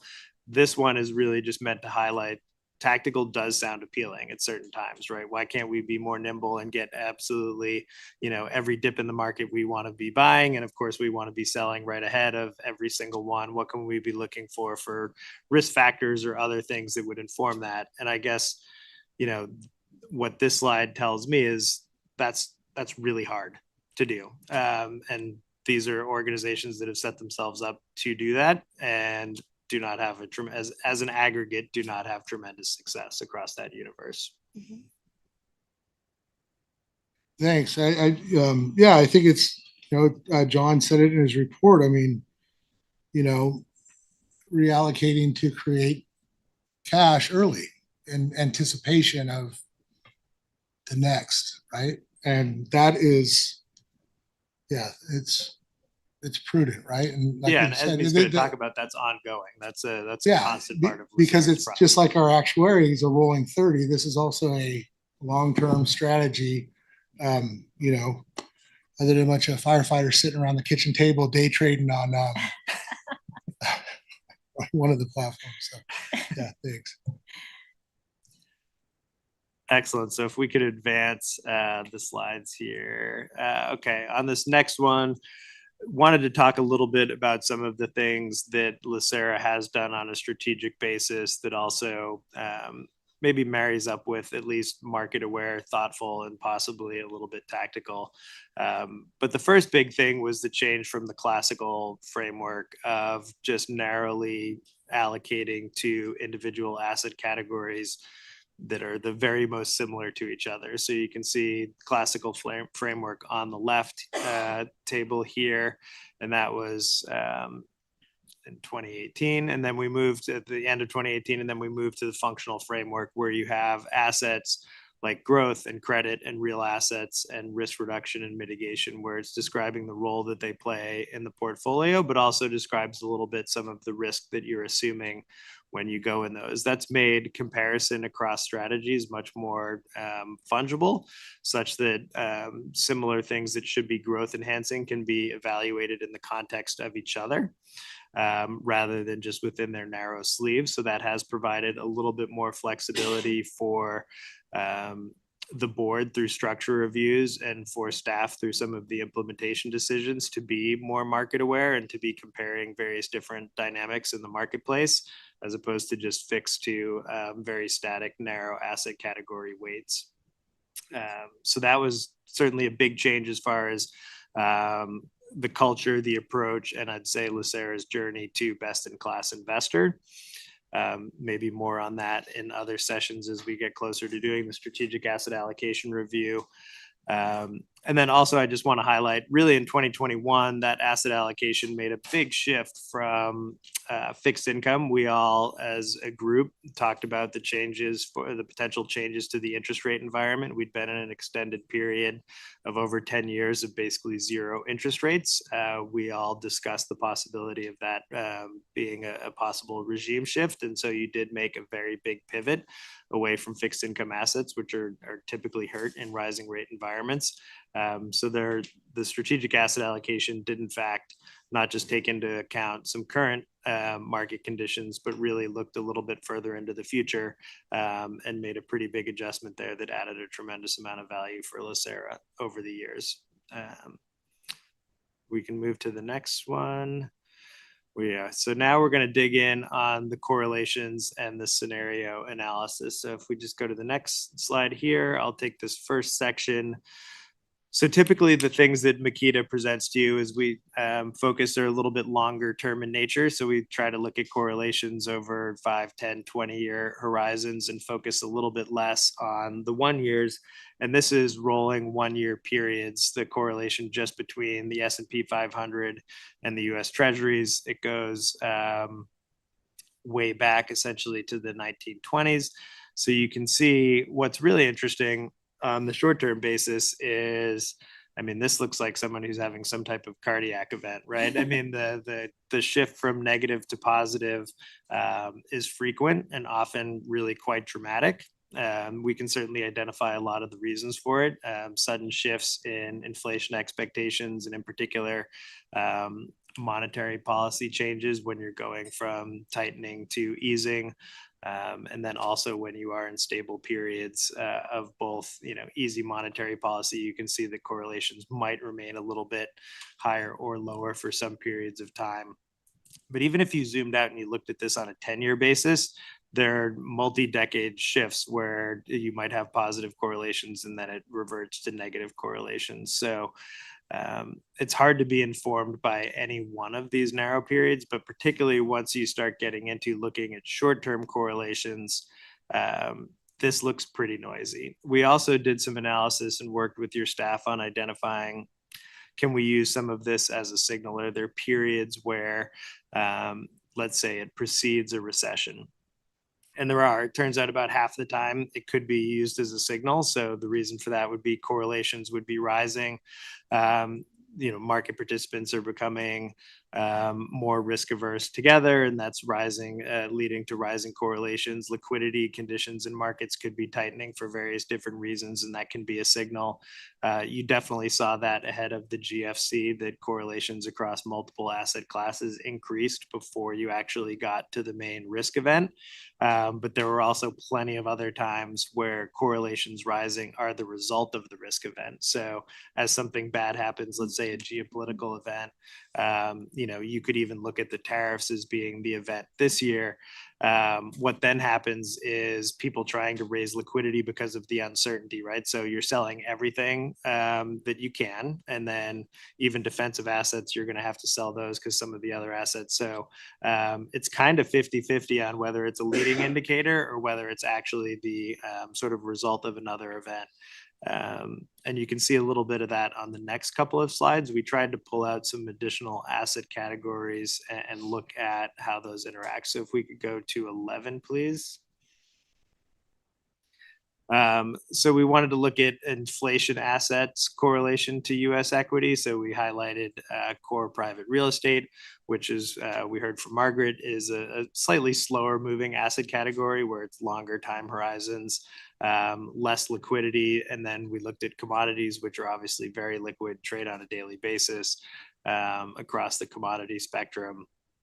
And you see times where you'd think that you would see inflation assets when you're looking at them versus risk assets, they're going to act in the same way whatever the market regime is. Well, that turns out not to be the case. There are plenty of times where real estate does help and commodities don't in various inflationary periods, and vice versa. So to me, when I look at that one in particular, it says it's not just important to have diversification by the baskets, but also within each of the different baskets, right? The inflation hedging assets aren't all acting the same in different market conditions. Same thing when you look at inflation assets and their correlation to long-term government bonds. You would think that because both are very sensitive to interest rates, you might see them act the same, but that turns out not to be the case when you're looking at it over longer time horizons. Same is true if you go to the bottom left and you're looking at defensive assets. You would expect the correlation to US equities. If one is a risk and a growth asset and the other one's purely defensive, you would expect those to have, most of the time negative correlations. They should act pretty different to each other, and yet you see periods where those correlations almost approach one. So even defensive assets to equities or risk assets can be quite different.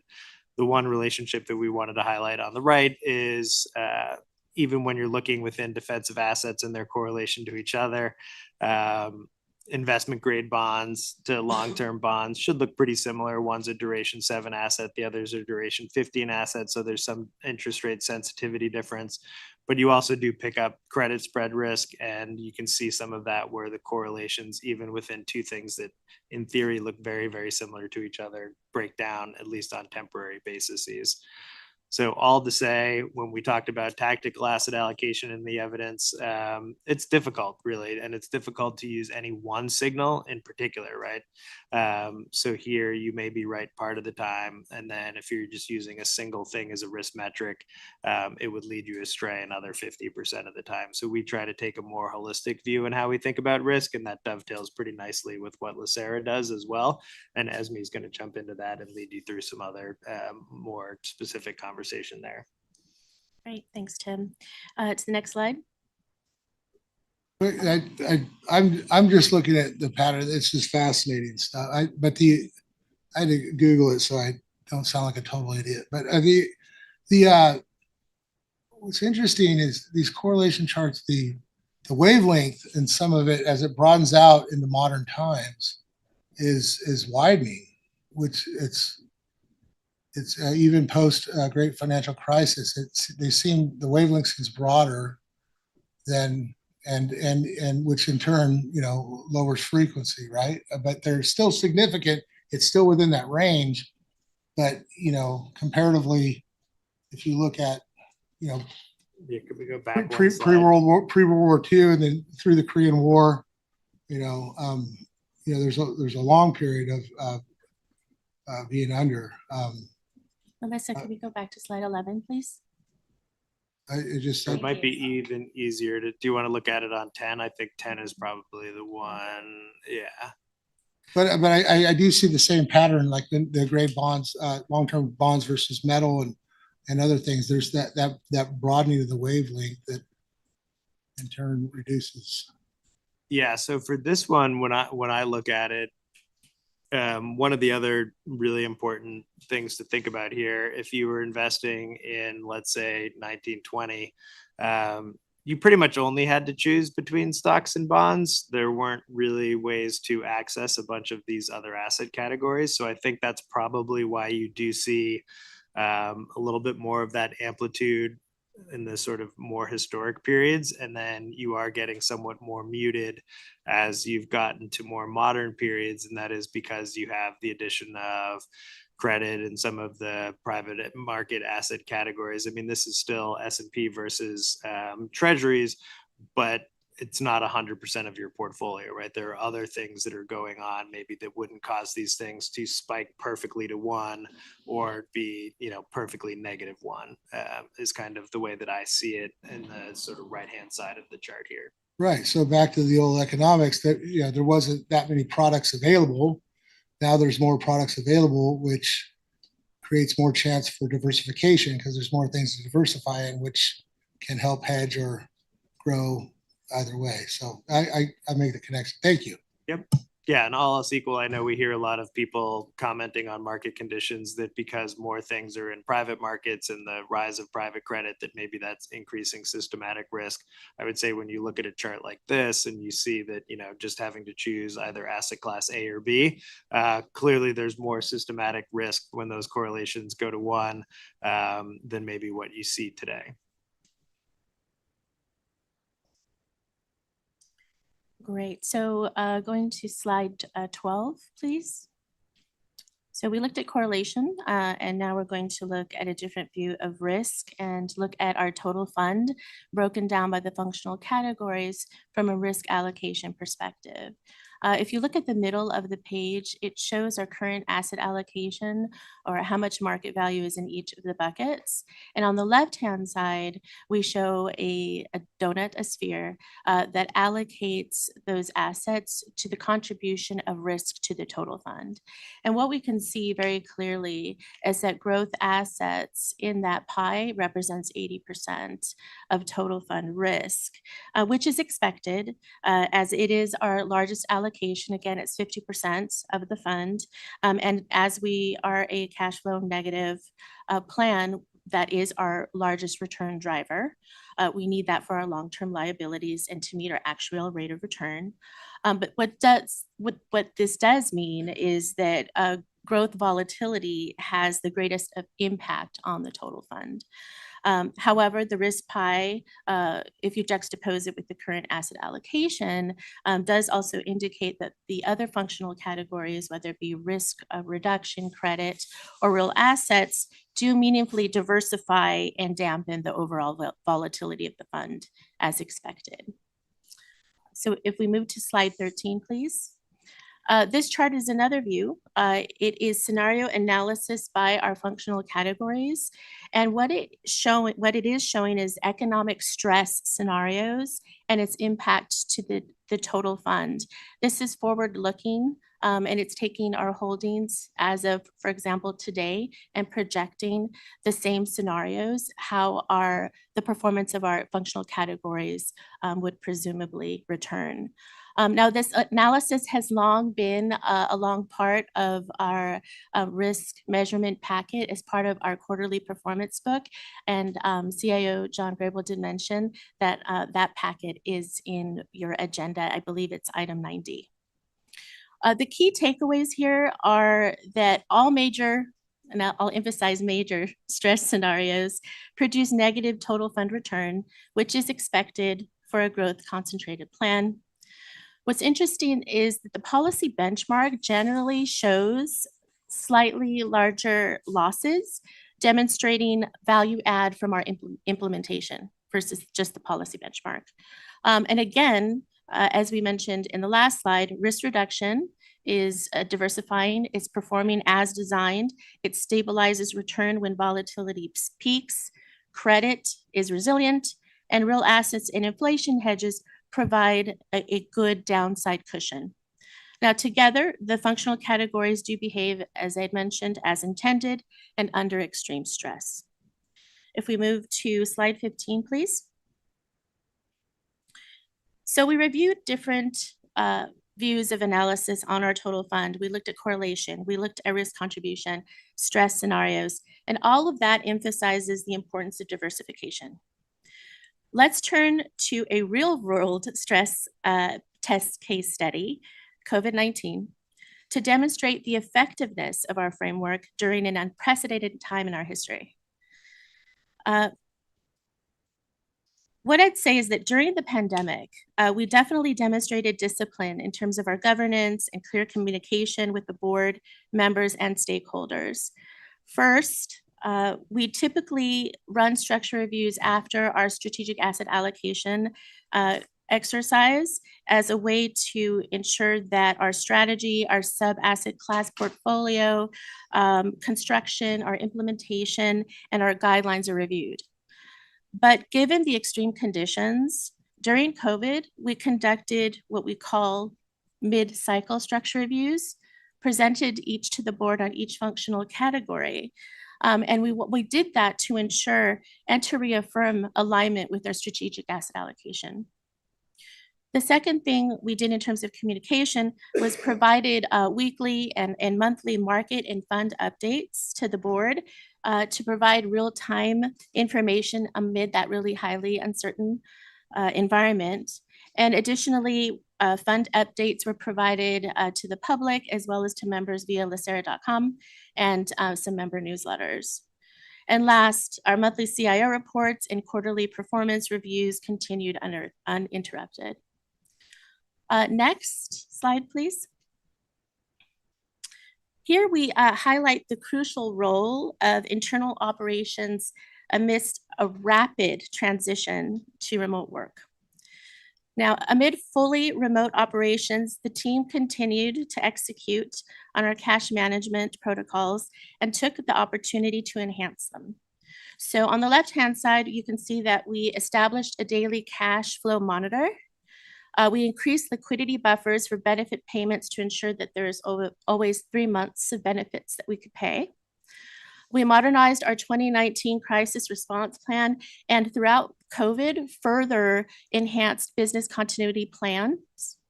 And we updated our cash guidelines to improve our liquidity profile.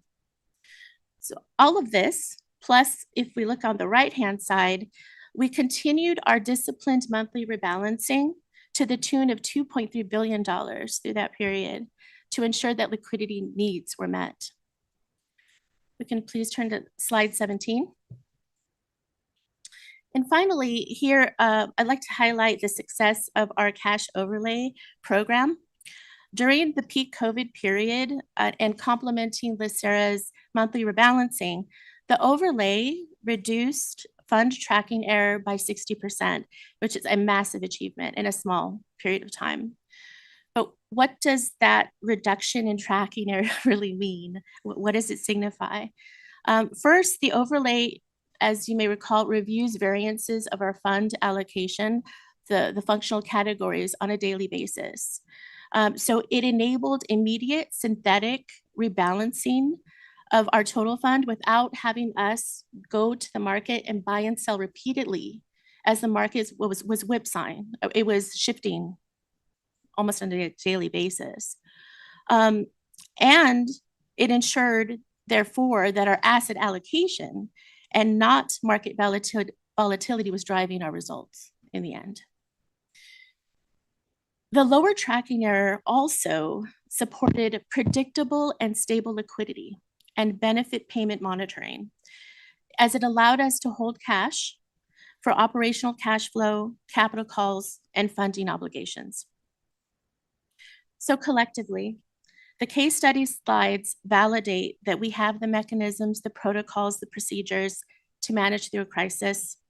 And while the next disruption may not look like the pandemic, we've already had certain shocks. We've discussed many of them today, whether it be the tariff volatility, geopolitical issues, the Silicon Valley Bank disruption.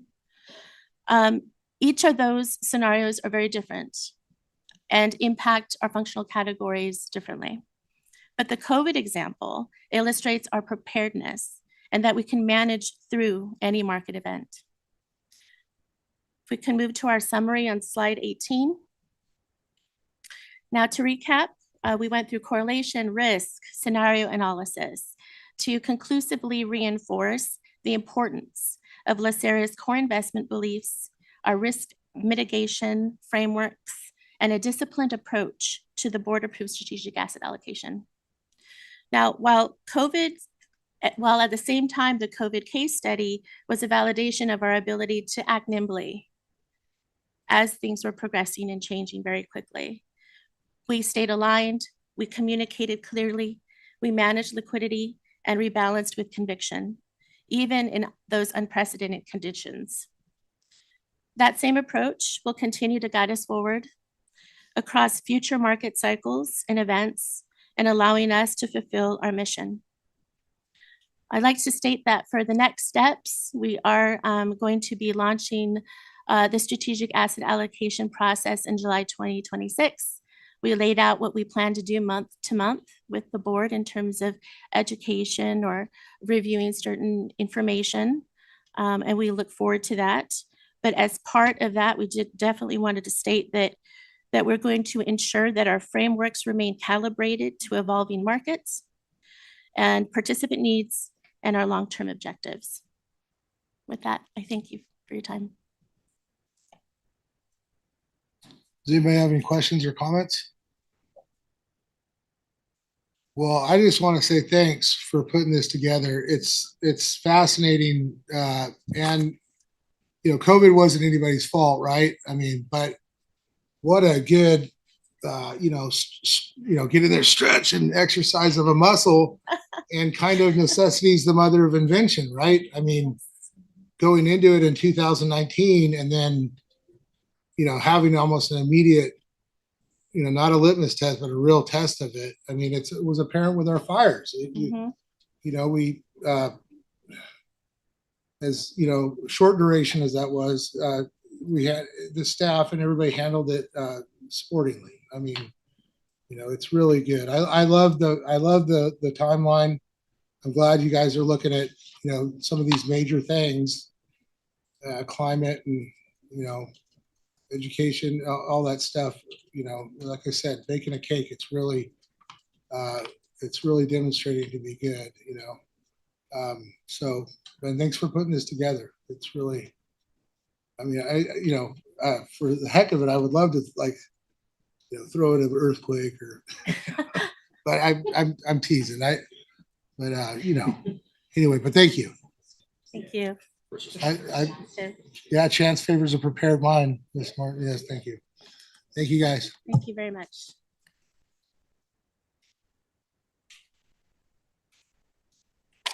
Without further ado, please continue.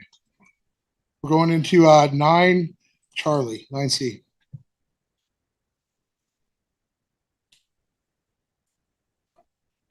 Oh,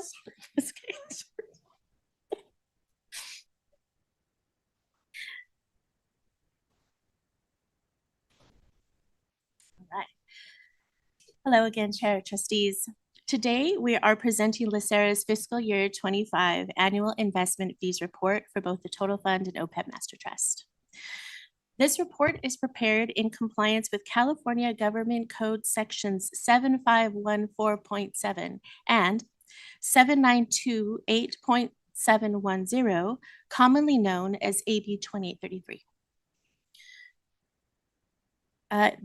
This report does ensure transparency and accountability in our investment fee disclosures.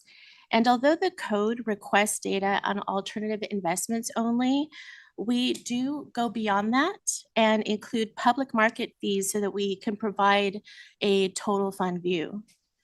As noted in our last session, strategic asset allocation is a primary driver of total fund outcomes, and we take great care in optimizing our fees. Evaluating them within a total portfolio context naturally aligns with LACERA's strategic initiative to strengthen influence over fees and the cost of capital, as it keeps us apprised of the full cost profile across all of our mandates. It also reinforces accountability and helps us identify opportunities to enhance efficiencies where we can for each plan.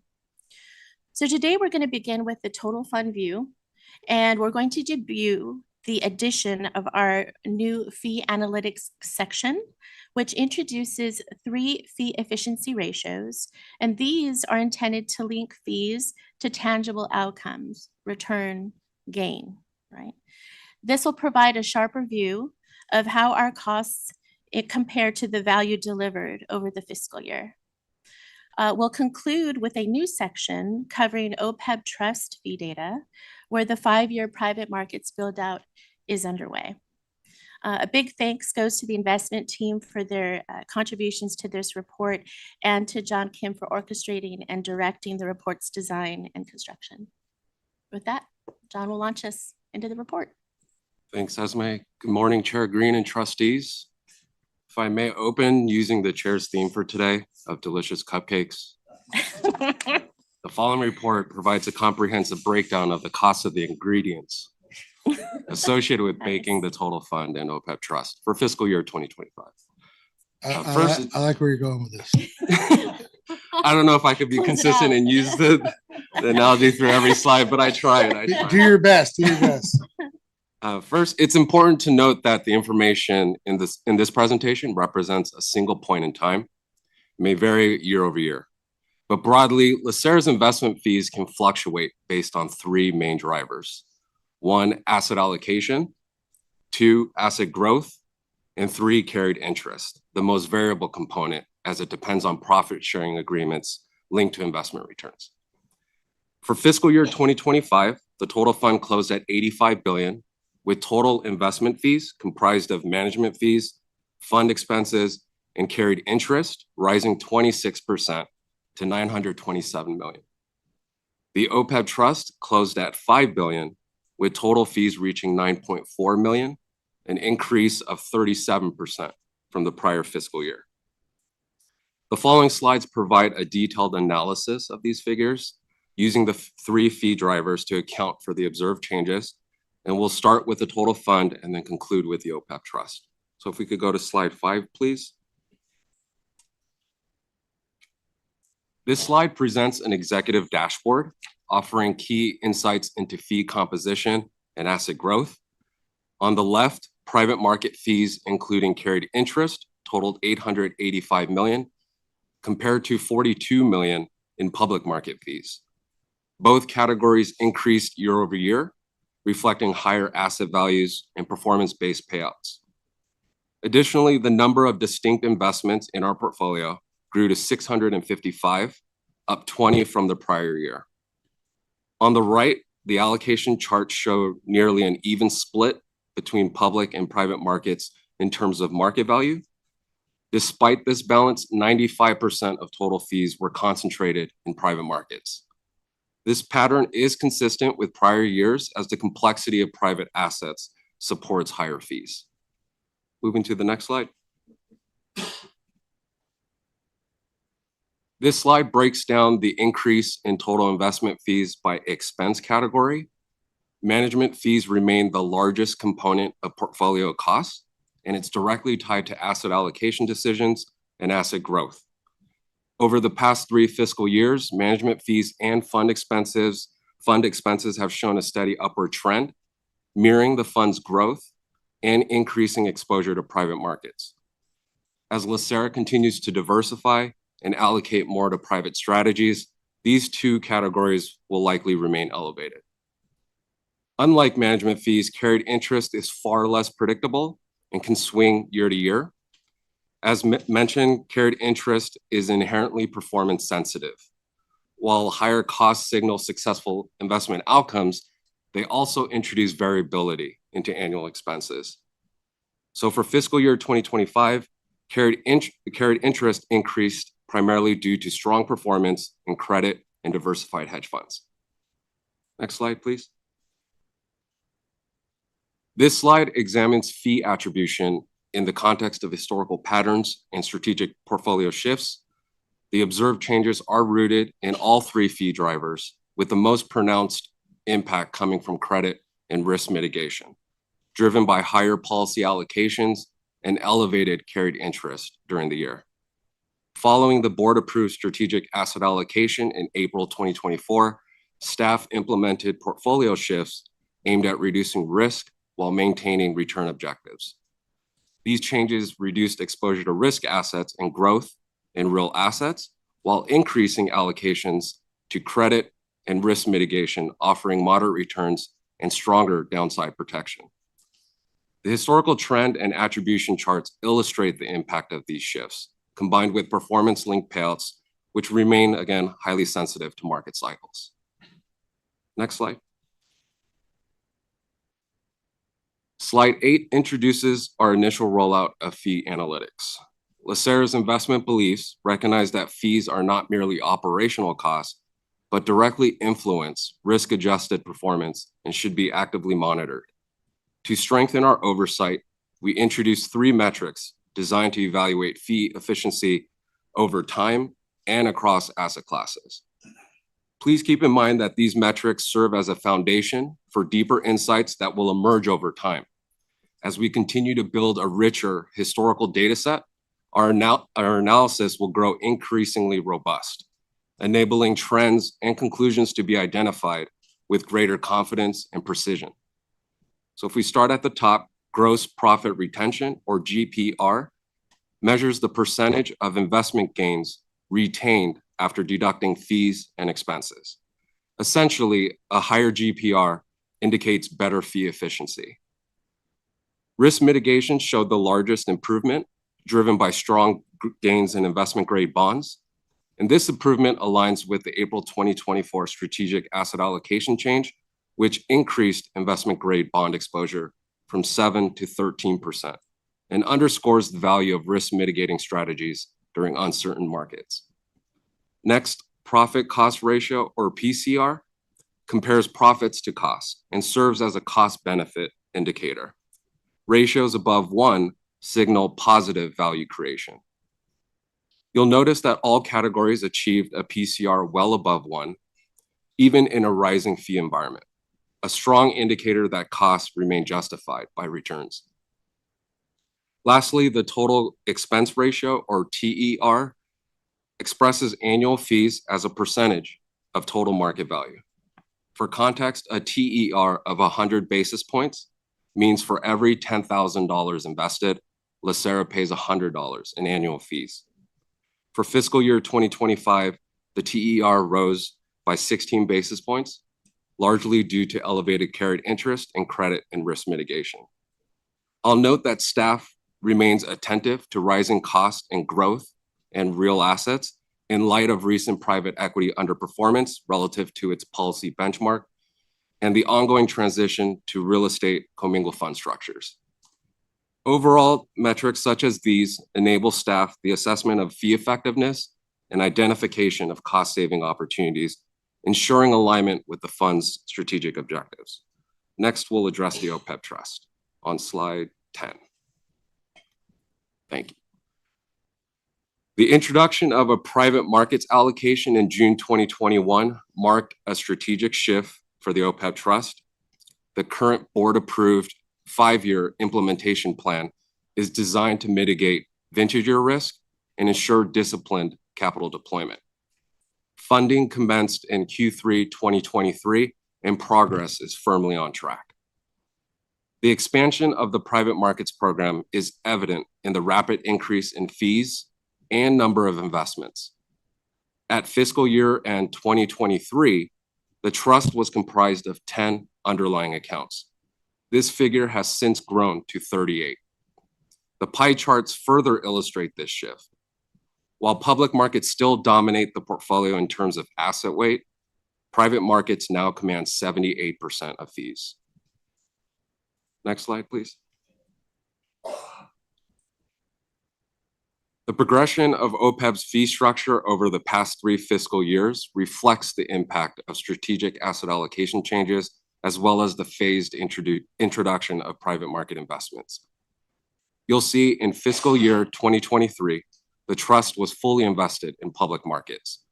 The expense framework was entirely management fee-based, a hallmark of traditional public market mandates. In fiscal year 2024, the implementation of private market allocations introduced a more intricate framework. As commitments to private strategies began to materialize, the fee composition evolved. Management fees increased in proportion to the onboarding of private market managers. Fund expenses, such as administrative, legal, and operational costs within the private funds, began to rise as capital was deployed, and carried interest, while shown, remains negligible at this stage, as investments have yet to achieve performance thresholds for incentive payouts.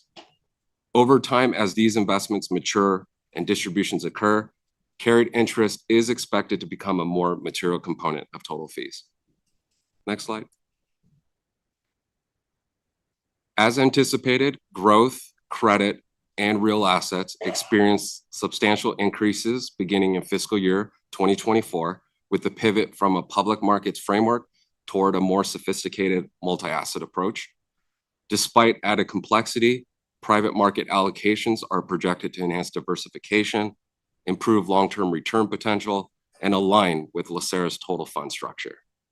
For fiscal year 2025, the biggest contributors were credit and real assets, driven by new fund commitments.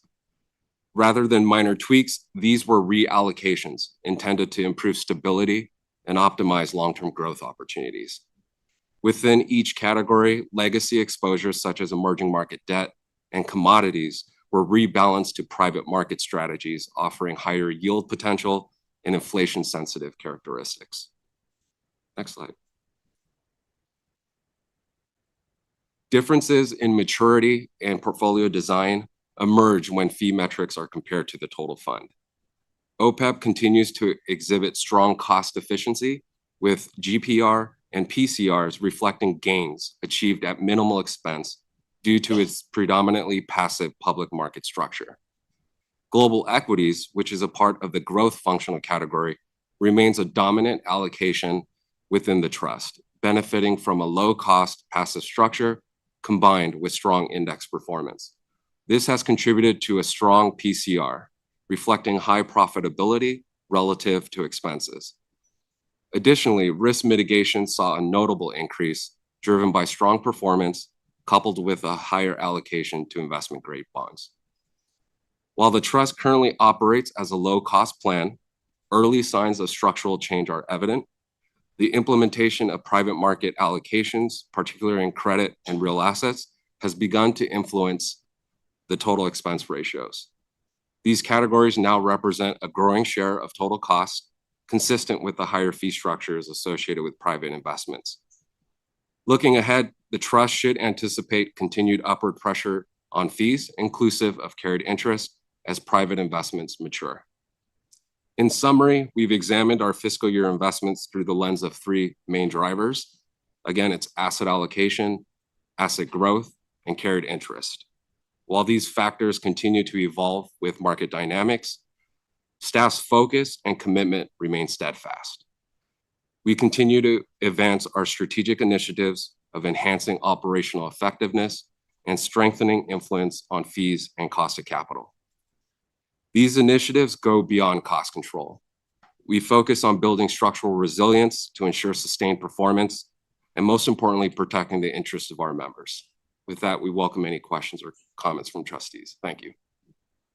Ms. Hughes, go ahead, Nicole. Thank you. Thank you for the presentation. Do you mind to go to slide 3 of the previous fund fee? not the OPED.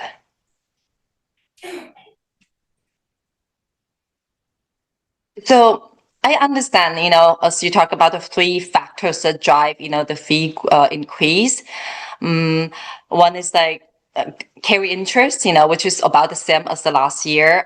Grow, our fund probably grow about 7% compared previous year. So the last factor is the asset allocation. I know that we did a 2024 strategic asset allocation that have some movements in balance in the fund in different allocation, right? However, the number of investment I saw is only one more than last year. So about the same number of investment that we did this year compared last year. So I have a little bit trouble understanding how we get to 26% increase in fee. So help me understand it, because my impression is that in many investment that I have read through, a lot of time I have a big smile on my face because I saw the fee negotiation, how good a job we did, So this is like a little bit opposite from what my impression was. And then I'm trying to understand the number. So help me out here. Yep. First, thank you for the question, Trustee Mee. I'll respond from 2 points. The count of investments, we'll clarify or make the modification for next year's report. It's a net increase. So we do have investments that are older vintage, ending their fund life that fall off, but we do offset that with new investments that are added to the fund. So the total fund, the distinct investments grew by 20 in my comments, but that is net funds that liquidated and funds that have onboarded. Second, for the 26% increase in investment fees, to my comments, it's primarily due to carried interest in credit and risk mitigation. I'll note for fiscal year 2025, credit for the fiscal year period returned close to 17%. And that's excess return of close to 6 to 7% than its policy benchmark. And then for hedge funds, it returned 7%. Which was about 1.5% in excess returns against its policy benchmark. So those two programs primarily producing or generating strong performance, excess returns, carried interest was a big component for this fiscal year. I thought I saw the overall carry interest about the same as last year, a little bit increased, not that much. Maybe I didn't see that number well. Like my understanding is, right, when we move fund from one asset class to the other asset class, you're paying a fee, either this bucket or that bucket anyway. So logically, it's still hard for me to compensate a fee increase. If you're paying in credit now, then the fund was in somewhere else before, you're paying fee somewhere else before too, right? So how did that increase? Yeah, if we could go to slide 6, please. And I should let John continue to cook because he's doing a great job. Just one perspective as it relates to like credit as an example to answer the question is I don't know the exact numbers, but ballpark. In fiscal year 24, if our credit portfolio had an average balance of $8 billion, recognizing even if we have great terms, that portfolio grew to north of $10 billion in 2025. So if you compare paying single-digit basis points for public equity to, once again, we have great terms, but it's north of 1 basis point for credit. The larger portfolio doing better and having carried interest accounts for, larger changes in fees. It makes sense. Different asset classes fees totally different. Some could be really low, some could be really high. Thank you for the explanation. I do understand, in order to make money, have to spend money. So we'll keep working on the fee and keep making money. Thank you. Thank you, Ms. Mee. Mr. Jones? Yeah, just a curious question. So is there an efficiency measure based on the terms, right? So you negotiate a hurdle rate or preferred rate of return, and then is a way to align interest around real alpha performance, right? So we're actually paying for things that are above that. Is that GPR, is that de facto efficiency, or I'm just trying to make sure I'm reading what that number is, or is it just an absolute number that says when you take across the aggregate, this is the amount of profits we get relative to the tape. So I'm just trying to figure out in terms of that fee structure, efficiency. And I guess what I'm trying to get at is based on the alpha that we wanted to align the interest for, which we don't mind paying more for, how well did we generate alpha relative to the fee? Does that make sense? It does. And thank you for the question, Trustee Jones. I would say our initial rollout of the fee metrics, particularly the GPR that you're referring to, is in absolute terms. So it's how much gross profit that a program or the fund generated, and then just kind of taking the net of that and comparing. You kind of read our mind of where we're thinking of heading next year and beyond is integrating, our risk metrics, performance, and comparing our fees on how capable our managers are generating alpha. And I think that is the next kind of evolving stage that we can create additional metrics to the exact kind of inquiries that you're thinking about. Right, because I know John has taught us over time that the alignment of interests is best kind of enabled through the fee structure that's through there. So I'm just curious that on that measure, how well did we do it, right? Like how well, and then how much room do we have to optimize further around based on what we're learning that per alpha cost is in terms of fee. I'll just say one last comment to John, CIO Grable's comments in his CI report about private equity, the industry having now evolved to a mature stage of beta and alpha.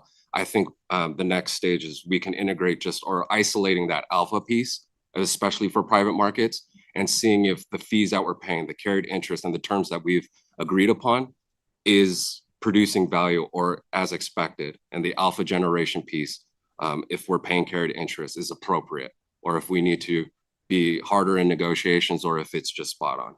So I think that is the next step that we can take. Mr. Okay, Nicole, back to you. Thank Anybody you. else? Yeah, just a quick note, just want to add to the discussion that for everyone's information, all the return that been show on our performance is net fee return, correct? So regardless the fee here, what we see, the return is the net fee, correct? That's correct. That's most important, so we're getting bigger, we invest, it's larger, the fee will go up, so we worked on it, but in the meantime, as long as we keep the net fee return strong, that's ultimate goal. And thank you, team. Thank you, Ms. V. This is really cool. And I think the biggest takeaway, what I really like, is the fee analytics and, looking at that, especially the profit retention in relation, right? And as you explained, it's the net, right? It's after everything's done, what we actually are retaining. And then total profit versus total cost. That's also, I think, really digestible. And like my fellow trustee said with the, looking forward and, now we have tools, and that's one of the discussions we have, right? And especially in that private market, because we don't have that publicly available data to really be like, oh, it's like that. I made the analogy of the bad check writer that's on the liquor store, don't cash this person's check. So, but with the AI influx, this is a perfect example to crunch that volume of stuff to like isolate the alpha here in a private market to maybe just get that 1 millisecond of time frame. I mean, I'm exaggerating, but beating out the next person for that sale or purchase or whatever it is, as if we're acquiring another manager, I think it's I would encourage that. Whatever you can get to determine to give you that brief window to increase our return and secure everything. I think it's great, and I'm really happy about it. And I hope you are utilizing something like that and retaining the data for future, because I do think patterns repeat themselves and stuff like that. So we want to know who the good check writers are and the bad check writers are, right, John? So Credit to Trustee Gatto. I think it was his question in October that kind of helped inspire the analysis of things are turning around so quickly. yeah. Thank you. Yeah, it's really good. Anybody else have any other comments or questions? Did you guys want to get into your into the appendixes at all? Excuse me? Yeah, the appendix on the presentation. Did you want to? Okay. We're good. Yeah. That's why he's giving. Thank you for asking. Thank you, guys. Thanks so much. Yeah. Yeah. Yeah. Aha. Yeah. It's my last meeting. I gotta make it last. Well, on that note, without objection, I'd entertain to receive and file item 9 Delta through Juliet, 9D through J. If anybody would like to review anything, or we can move on into staff review. Mr. Grable? Oh, Miss Me? Did you want to The reports, right? Do I have correct, anything to pull? 9D through J to receive and file. So I'd like to put item report I, that's the schedule for next year's meeting schedule. So if someone can pull up the tables, that would be wonderful. I'm sorry, say again, please.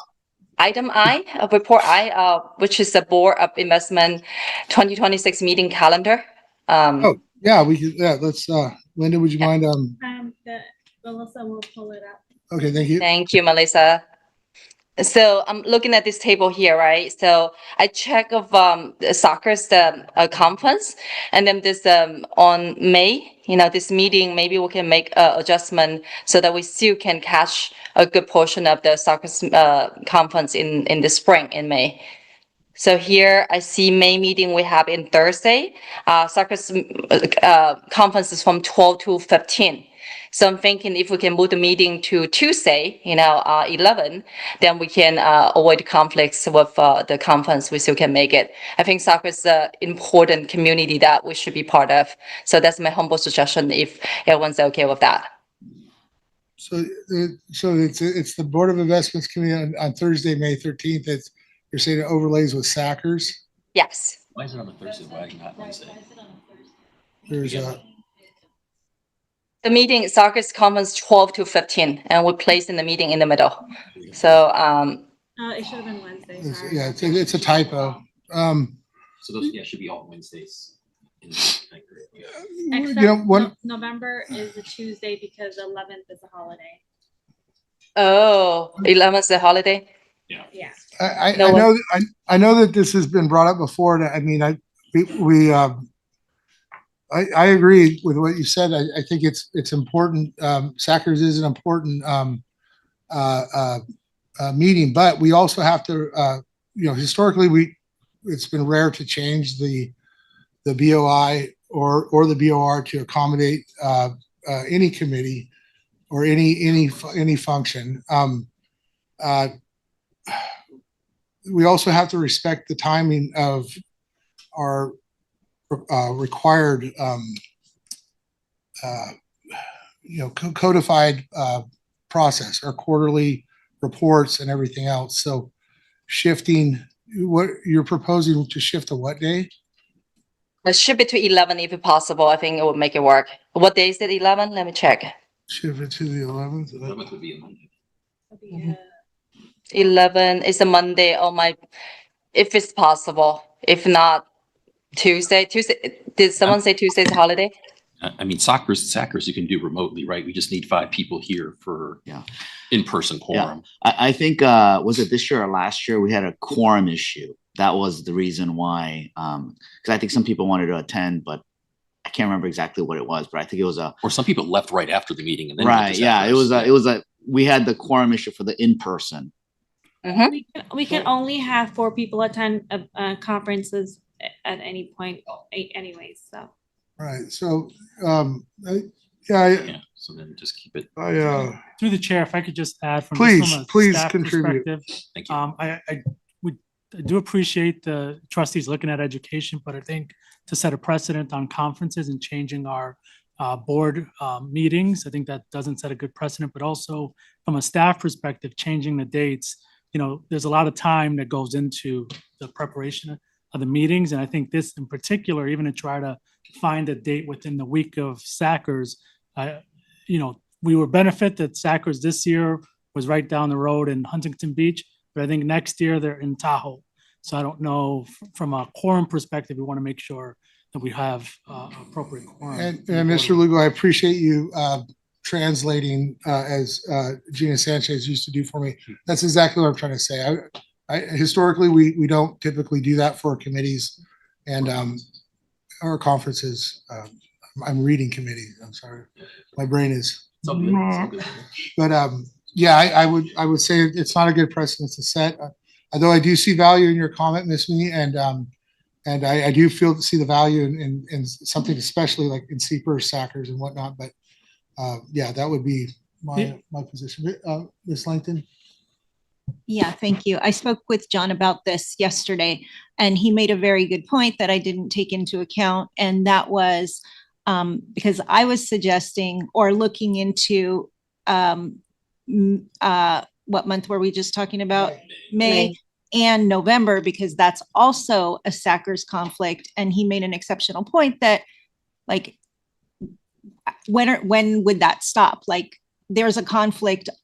You could find a conflict for every month. And I do think our meetings do have priority, and I do want to respect our staff and the setup of the meetings. So while I agree, Ms. Me, it would be really convenient for us. I think it's not great precedent. And I want to respect our staff. One of the things I will say, and this is just, from a governance perspective, we have not had good representation at LACERA in terms of board trustees being a part of the SACRS governance committee. I think that's something that we should look at. And maybe there's some influence there in terms of SACRS and just kind of their routine meeting schedule. I don't want to be presumptuous, but we're the largest fund there. I think there's some influence that we can have. Yeah, 140 billion under management, and we're 88 of it. So yeah. We're the largest county pension fund, right, in this association. So I agree, if we have some influence there, that would be wonderful. And thank you everyone for your inputs. Every point's validated. I appreciate it. Totally fine now. Thank you, Ms. Me. So without objection, any other reports we can receive and file? Thank you, staff, for compiling it. And we'll go on for item 10, staff review. We have nothing. Items for future agenda. I do want to say one thing. I will be sending all the Board of Investment meeting calendar invites either today or tomorrow. So yeah, I will send them out today or tomorrow, probably tonight, so you don't all RSVP at the same time. They're not already sent out. No. Thank you, Linda. All right. That's for I lost my place. 10 or 11. Future agendas. Anything? No? Yes. So we had talked before about the equity committee holding a special meeting to talk about underperforming private equity managers. I know that several people have asked me to do that. I apologize that we were not able to schedule it for today. This agenda was packed and things are already preset. So I do think it's going to happen in January, February, something like that. I know Mr. Rue had interest in this. Maybe we could invite you to come sit back in. You could come over from the trustees board and sit back in, and we'll be talking with staff to discuss what the agenda looks like. And I appreciate everybody for all your input. Thank you. I do have a question for a future agenda. We had our ad hoc meeting for the audit. Mr. Rice, I guess this is to you. To establish a meeting time for chief counsel for the ad hoc committee. Is this appropriate time to put that on a future agenda to schedule with the, or is that at the purview of I'm the committee chair, so should it be agendized or? Yeah, I think it's a little early to schedule anything specific, but I'll coordinate with Mr. Lugo and who will in turn coordinate with the board chairs. Okay, all right. Well, that's good. Thank you. Go to the order. Ms. Martinez? Nothing? Okay, Ms. Ginsburg? Ms. Langton? Thank you. 2025 was a brutal year. Started off with the fires, and my son is in Japan right now, and he was just part of that 7.6 earthquake. So it's even crazier for him right now. But it's just been one thing after another. We've had injuries in our family. We've had deaths, which the deaths come out. Anyway, it's not about me. Just want to say that I appreciate how hard staff has worked despite everything. I think it was a productive year for LACERA, so thank you for that to Louis and John. Want to wish everyone happy holidays and looking forward to a good 2026. Thank you, Ms. Mee.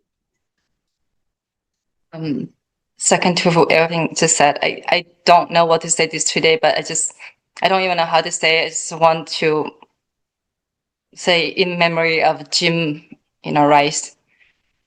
He will be missed. That's all. Thank you. Happy Ms. Mee. holidays, Sarah. Thank you. Mr. Rue? It was a pleasure to serve. I can't believe it's been 3 years already. But I mean, I'm still on the BOR and I still plan to attend the meeting.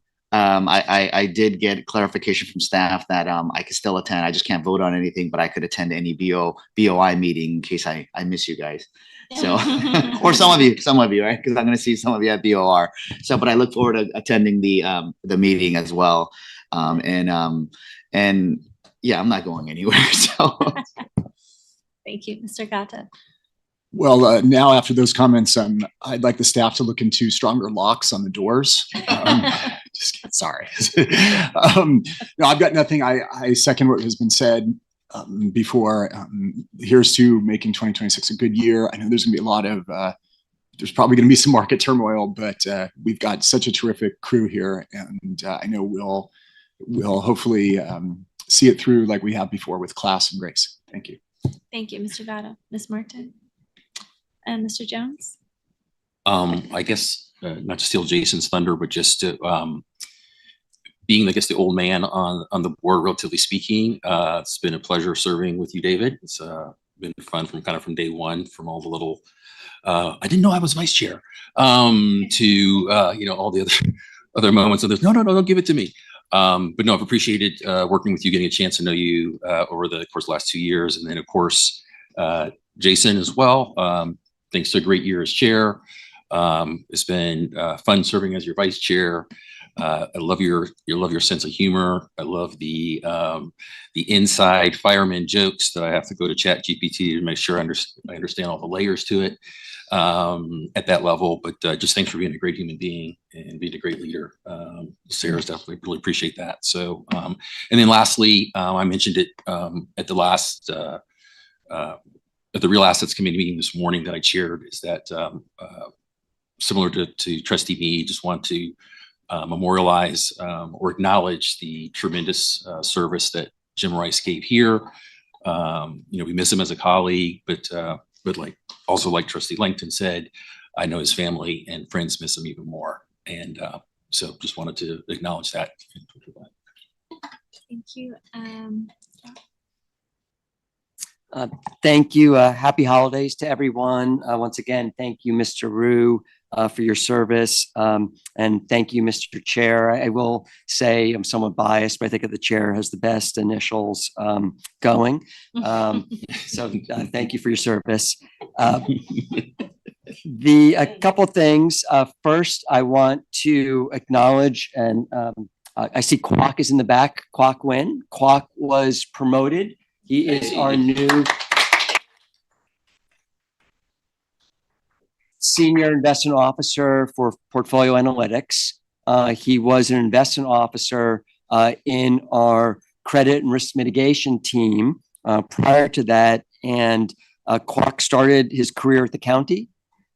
He joined LACERA in our internal audit division. And I think it says so much about who Kwok is as a person that, while he was in internal audit, he studied and got his CFA designation. I mean, that's a lot of work. Yep. And he wasn't in the investment division, but Kwok is so motivated to what that end goal is that he achieved it. And I remember when I joined LACERA in 2017, everyone said to me, you have to read this internal audit report on private equity. And I think that maybe in 2015, when Kwok was internal audit, he wrote the definitive analysis of our private equity program in terms of how to diligence it and just kind of the state of it. I know we've mentioned the phrase private equity a lot today, but I think once again, it just goes to Kwok's character that he's always looking to raise our organizational capability. So I'm really thrilled about his promotion, and thank you, Kwok, for all that you do. And thank you for everyone on the team, as we finish this year, everyone for making this, once again, as the year began with fires and our first board meeting was gavelled in and gavelled out, to finishing a year where we've generated over 11%. That's outstanding. I will, this is something that's very hard, for all of us. I don't speak well. I think that in memory of Jim, a couple of things. One is I want to thank Jim's family. Jim left us way too soon. And given that our business is about providing retirement benefits, Jim didn't get directly to benefit from what we do and what he did every day for 15 plus years. So, but I want to thank Jim's family for sharing him with us, such that all of us could, learn and work. And, Mr. Gatto used the word grace, but to be in the grace of who Jim was. Some of us are at the funeral today. Some of us went to the visitation last night. And what is so apparent is how big a life Jim lived, in that all of us pride ourselves on excelling professionally in service, serving on boards. Jim excelled in multiple dimensions and excelled in a big life that was fully multidimensional. And it was just so apparent last night, talking to his family. And one anecdote that I'll share, we were reflecting upon Jim's commitment to the team. I don't know, it was last week, earlier this week. And everyone said, when I joined, Jim was the first person to come over to me and ask me to go to lunch. And then everyone was like, well, he did that to me too. Well, he did that to me too. And it was, I think in some ways, that's who Jim was. Jim was the one that was the first one to reach out to everyone. Didn't have to work in his group, but Jim was the first one to reach out, to be a colleague, to be a friend, to be a mentor. And I just want to once again thank Jim and thank his family.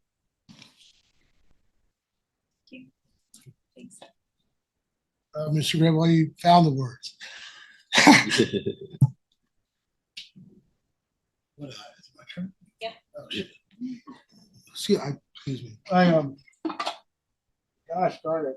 I thought about this as like it's like David, I'm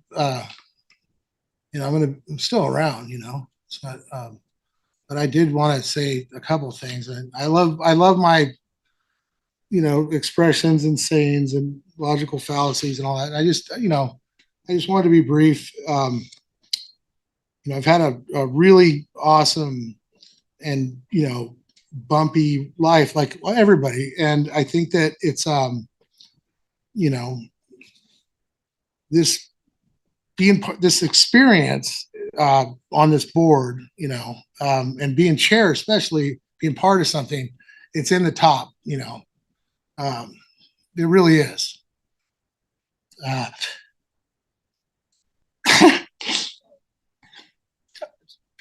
Being exposed to this professionalism, being exposed to this is, I've fought Mother Nature and won and lost. I've scarred men and been scarred, broken hearts, and fallen in love and done all these things. And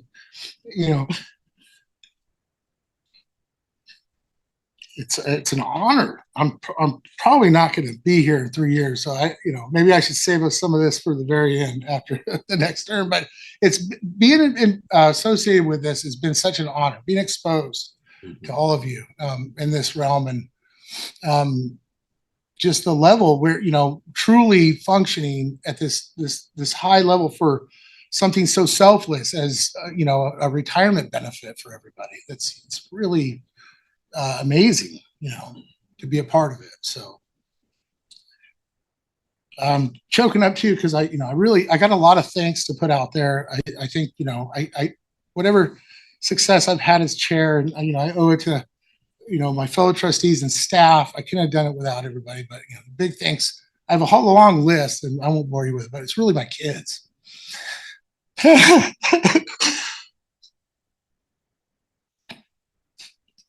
I cried the whole way here this morning. So it's just kind of an end of a gnarly year, right? So, but my kids have really backed me up on this one, So that's my big thanks. Holy smokes. Anyway, thank you so much. It's been an honor. And, I still got to the end of the month to mess things up. So you guys just look out. And, I'll end with a quote. And, this is good. It's, you think you're important at work, take a day off. So, right. So Jason, who? Yeah. All right. Thanks so much. I hope everybody has a great holiday, and however you celebrate it, and hopefully, Helene, 26 starts off at least let's let the the snow melt a little bit before something major happens. So I thank all of you guys. Thank you so much. Thank you for the experience. All right. What time are you gonna get us back in? Okay. We got to, we want to take a quick break. We're done with good of the order. We got to get into executive session, so clear the room. So back in 2 minutes. Recording stopped.